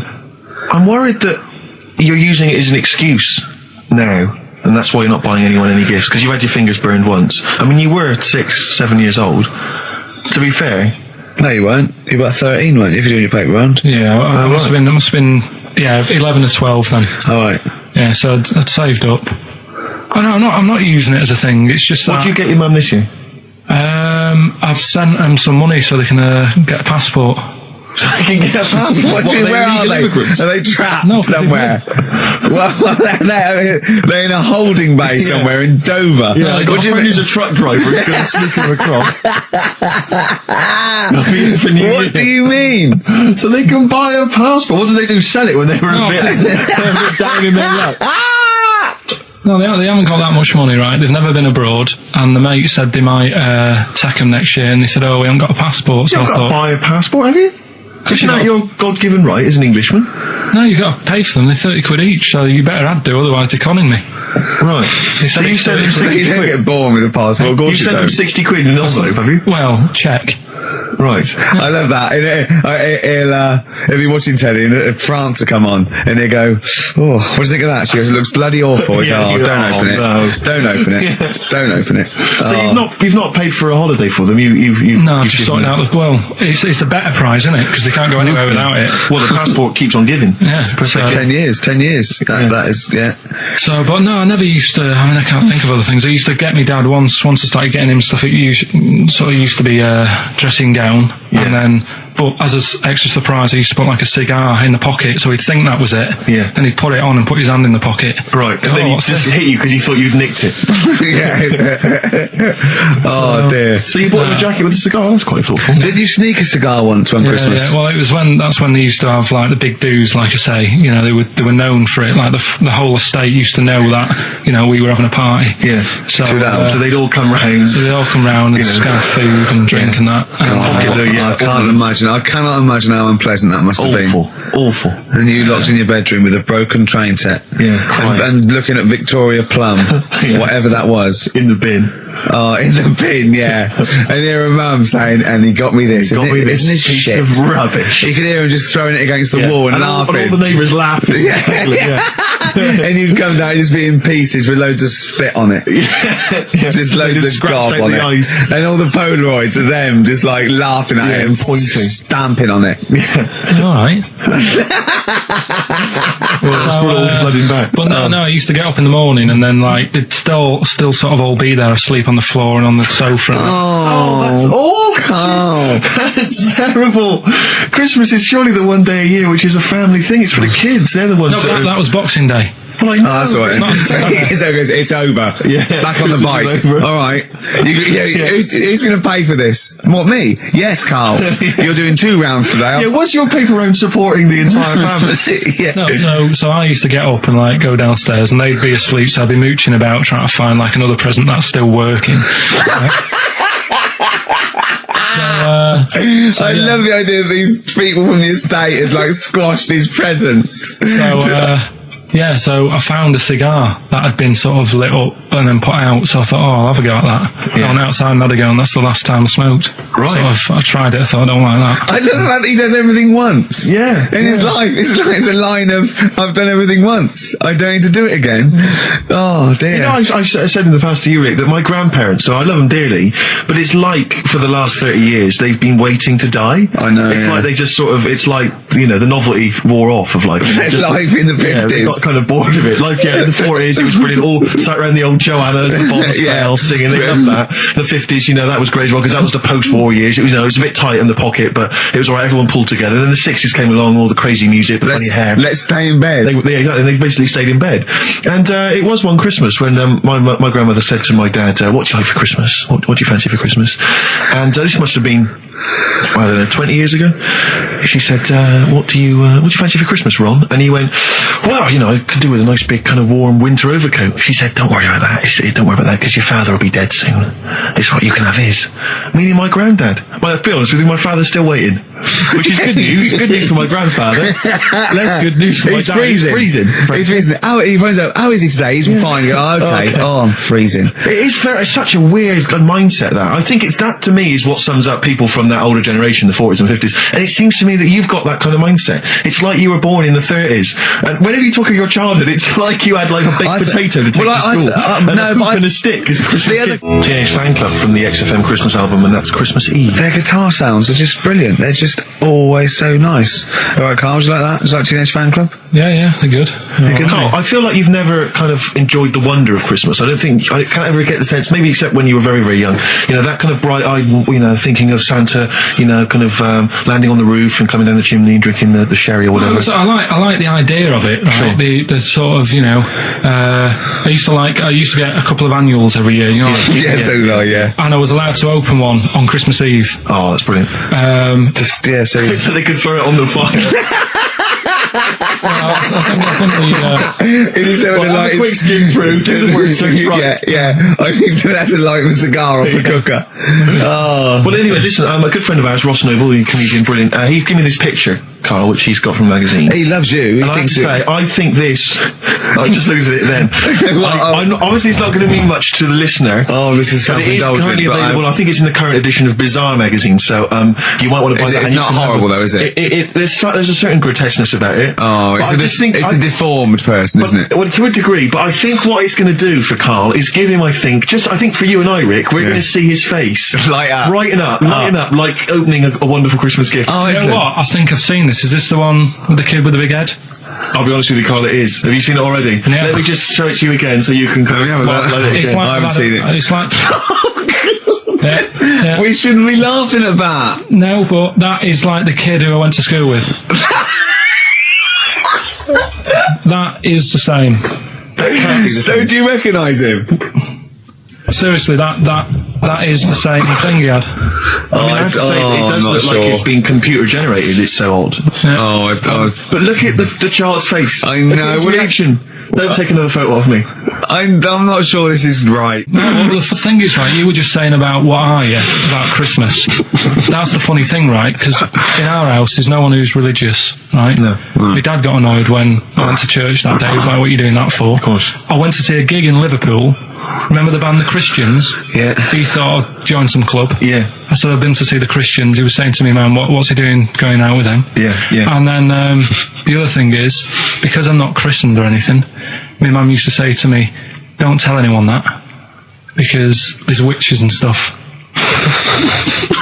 I want to go back and see his upbringing. I just want to go back and see him at 7. One day in the life of Karl, age 7. Just to have 3 ghosts visiting tonight. And take him back through time. But we could go with him. We can be some of the ghosts. Yeah, the ghost of Christmas past. Remember this? That's incredible. So she wasn't Christmas, but she thought maybe someone could take your soul because you weren't christened. It's like there's cults and that, isn't there? And if they find out you're not christened, then right. I don't think they care. I don't think a lot of cults care. Well, what can they do if you're not christened? I don't know. I just said all right because then through that time there must have been a time when. But hold on, now they know.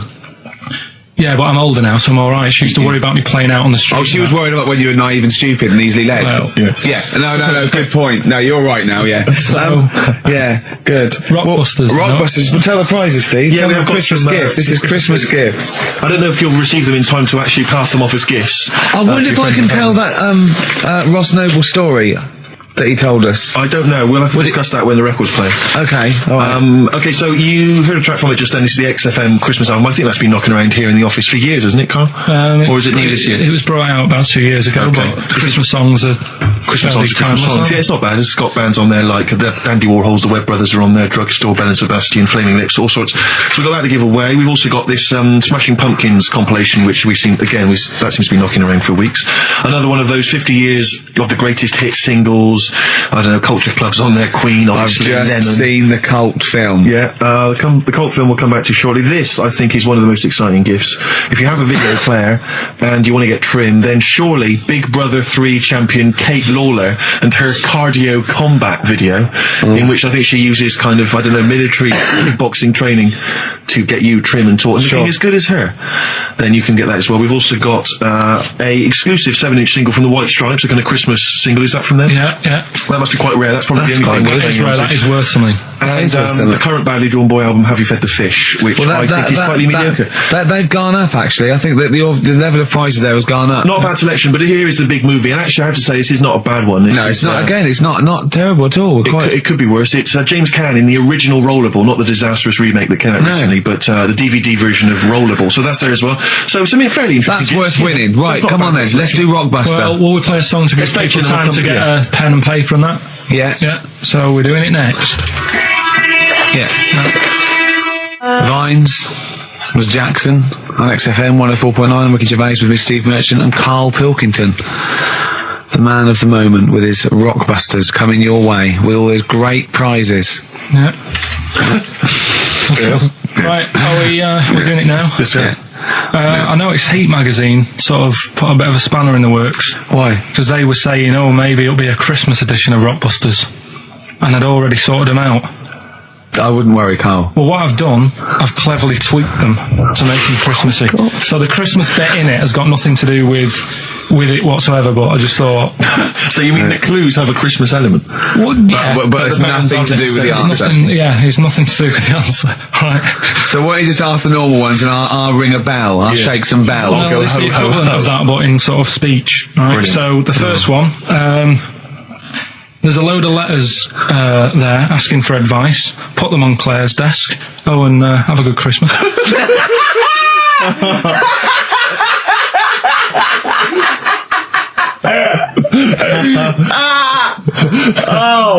Give it to us again. Oh God! Right, so there's a load of letters asking for advice. Put them on Claire's desk. And have a good Christmas. Right, but bear in mind, people, that the Christmas element may not be relevant to these that's got nothing to do with it. I don't want to. Okay. And the initial letter is F. Right, that's F. All right. Right, the second one. Ask your mum if you should after you've wrapped the presents. Right, so ask your mum if you should. Ask your mum if you should after you've wrapped the presents. That's S. S. All right. Okay. And the last one. A couple of people were arguing in the supermarket at the fruit and veg counter, but it's busy in there because it's Christmas. That's probably what brought it on. So that's B. Right? B. Oh God! So they're the three. I'll just recap. Yes, please. Yeah, I have no idea. So I can't even. I don't know what to start thinking. Right, there's a load of letters there asking for advice. Put them on Claire's desk. Have a good Christmas. Have a good Christmas. Second one, ask your mum if you should. After you're at the prison.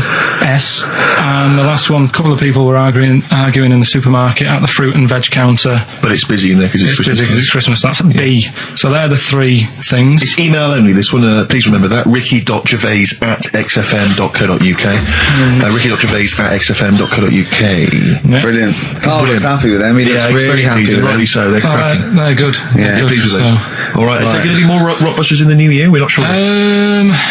I'm still thinking about new ideas that we can do. Okay. Are we starting Ridiculous today? Have you done Couldn't be bothered. Couldn't be hard. Look forward to Ricky Ridiculous. He's worried about. He nearly said asked, and he just stopped because he's worried because he's the producer. Yeah, well, I've got to set a standard. Oh dear. Carl, you have, mate. You have.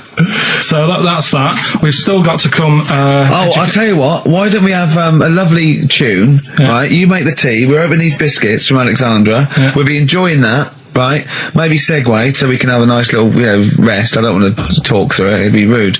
And then we're coming back, and as part of like Parkinson, and do we need them?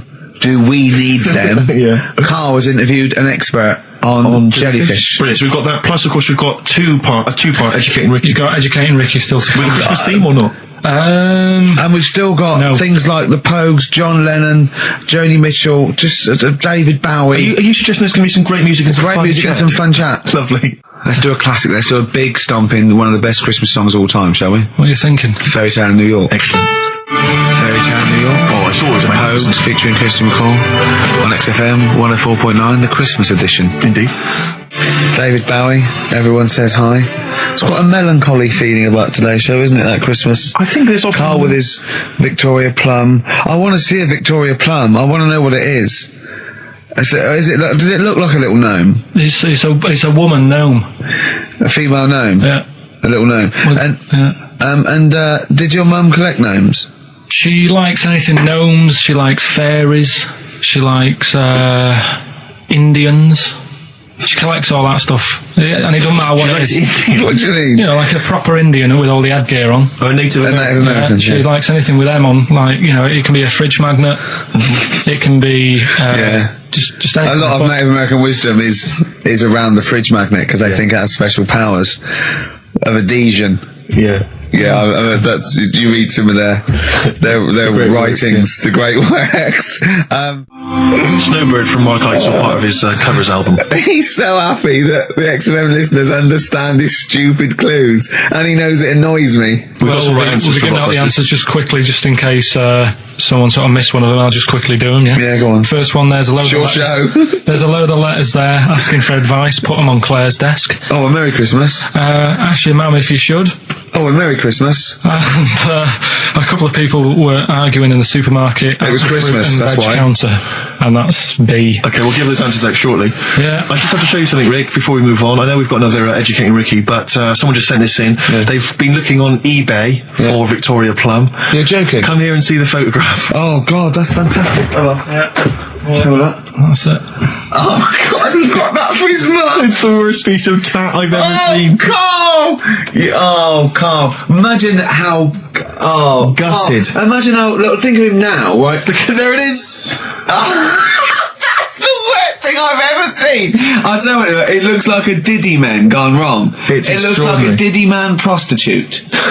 That is... Is that the one, Carl? Well, it was a different colour. It had a yellow at mine. No, but look, how do they get... Tell them they go into eBay. So you need to log on to ebay.co.uk. I'm sure you've used it before. It's the online marketplace, ebay.co.uk. And if you type in Victoria Plum, I'm assuming that you can track this down. That's amazing. It's the worst piece of rubbish just I've ever think seen. how cute he was as a kid, though, doing that. Just think of him, just going... just seeing that and thinking, she likes gnomes! It's the worst thing I've ever seen! I mean, to be fair, I don't know what her prize collection of gnomes looks like, but I can't imagine they're much better than that. I mean, gnomes are a fairly grotesque thing.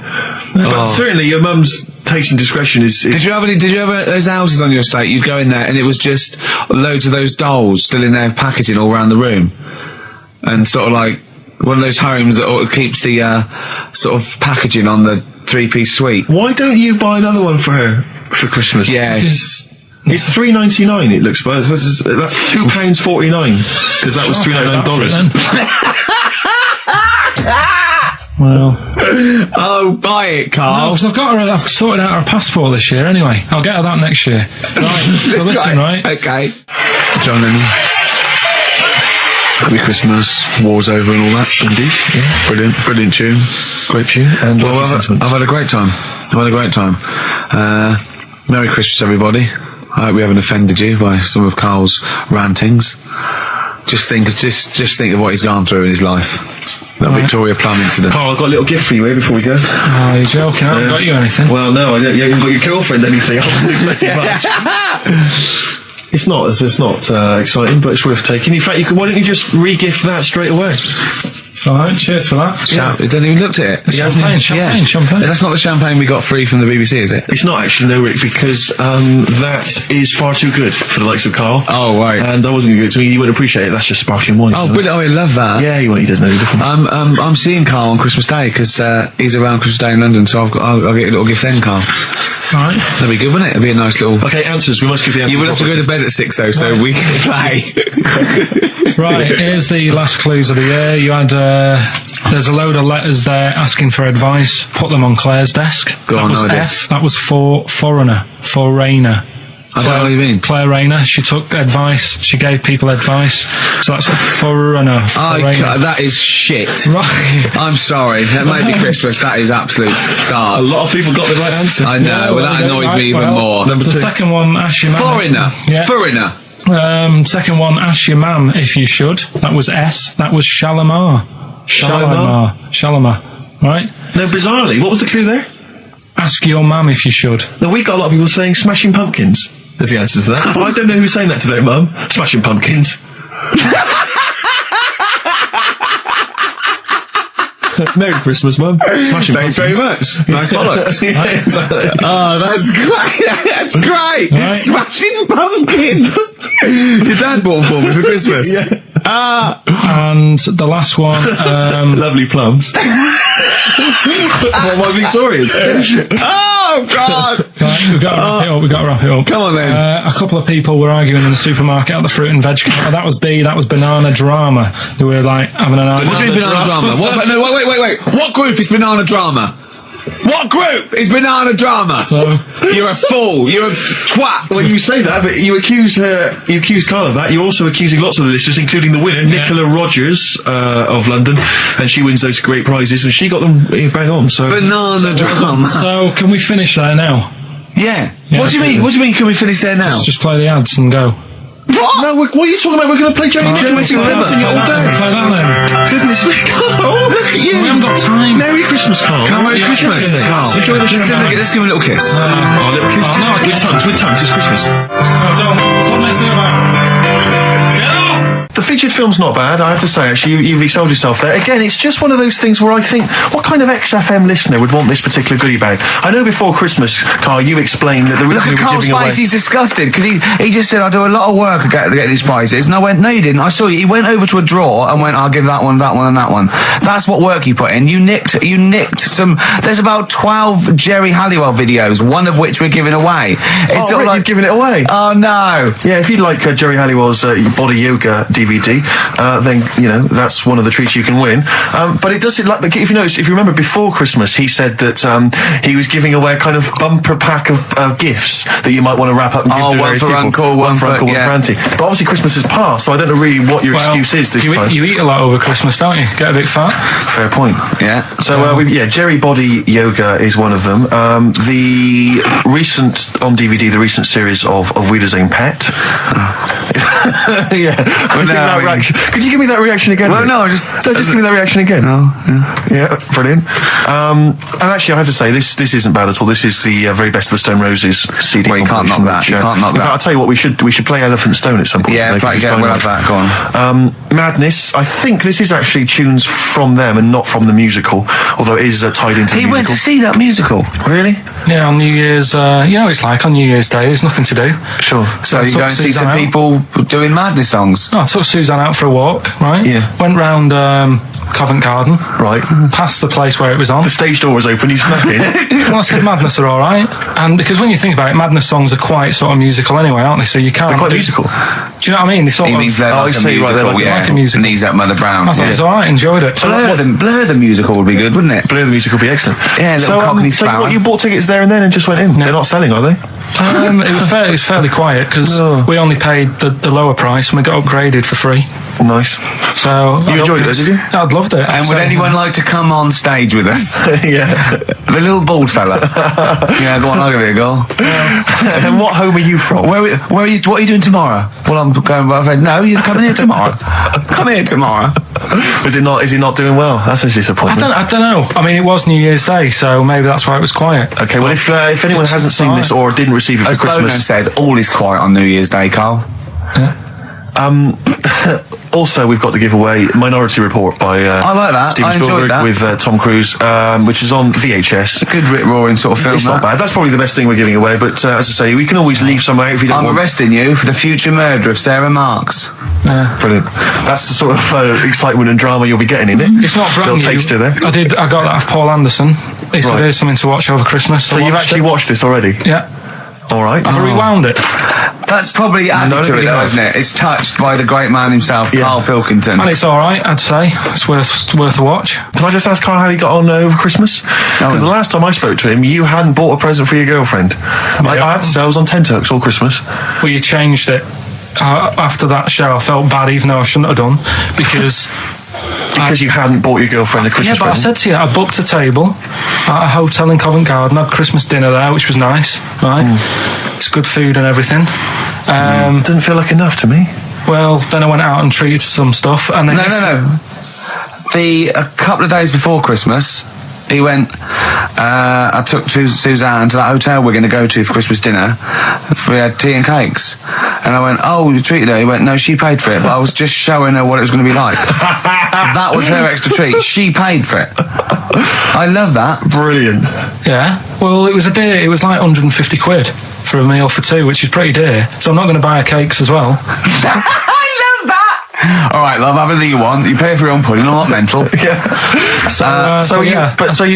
You treated her to some other stuff. Some bits and bobs. What, and then so she chose them and you paid for them? What, the presents? Yeah. No, you chose them and she paid for them, but you know, it's the thought that counts. I got them on the way home that Saturday. Well done. And what did you buy? Well, just some bits. It might be personal, Steve. Well, I don't care. Just some bits. Yeah, but bits and pieces. leave out the personal bits. What bits? Just little things. And then yesterday, right? A monkey wrench and a new washer for the shower. Yeah. Some recordable CDs that you need for your job. Oh, dear. Now, when you gave those presents to her, did her face light up? Right. I don't want to tell you what they were, right? But she wasn't that impressed. You're going to tell us what they were now, tell us what they are. You even know what they are. She told you on Christmas Day. Hold on, wait a minute. But it doesn't matter what they are. It does matter what they are. It doesn't. It does, Carl. It's you, mate. Of course it doesn't matters. matter. Oh, God! Have you just remembered? Yeah! Right, but there's no need. I've got to tell him, Carl. I really want your permission because I don't want to be I know it's not, but we know it's not that embarrassing. It's really quite sweet. Yeah, but in a way, right, the way I look at it is, right, Christmas, even when I was a little kid, right, is not... Please let me tell him, Carl. Well, let me just tell you first, though. Let me tell you why I didn't go all out on the old present front. All right. Justify yourself. Right? First of all, I've covered it up since then anyway, right, with that present, because I bought her some shoes yesterday, and she did say, I'll give you the money for them, but when I get home, I said, it's all right. I said, you can have them. Right? So not only did I buy her some food on Christmas Day, I got her shoes. She's probably had a And they feel like a horse. Yeah. It's sort of like, there you go, there's your shoes, there's your food, right, bed down, see you later. Yeah, but what I'm saying is she's done... fed and clothed. Yeah, did you comb her hair? She's done well this year, right? So, the thing is... done well this year. It's like you're a single parent living on a council estate with a smack problem. and you still managed to buy them some Lego. When I was a kid, right, it wasn't about what you got.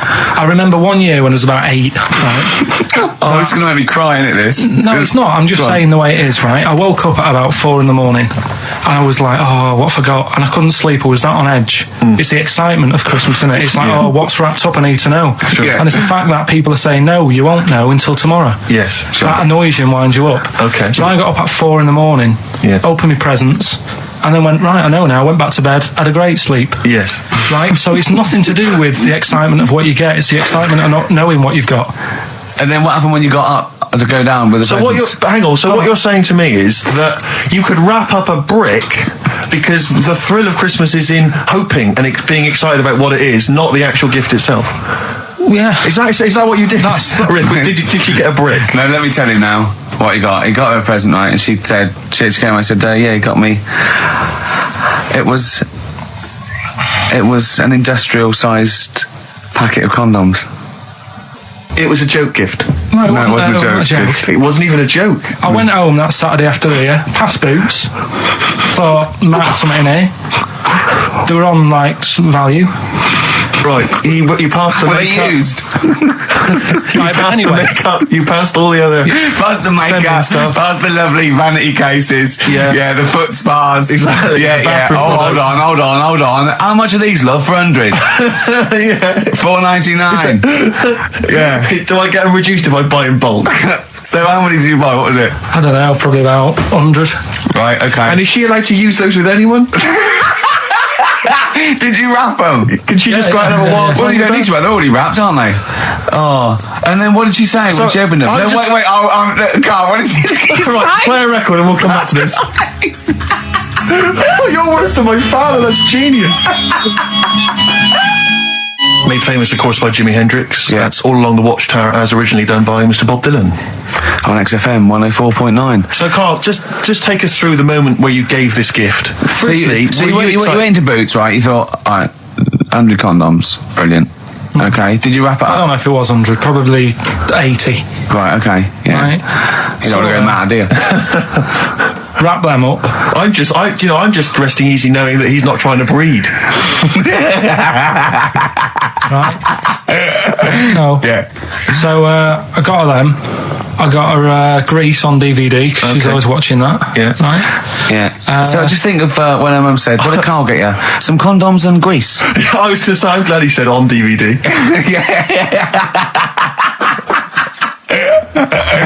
And, she was surprised anyway, right? Because I bet she was. no, when she got she was thinking like jewellery. no, right? That showed her.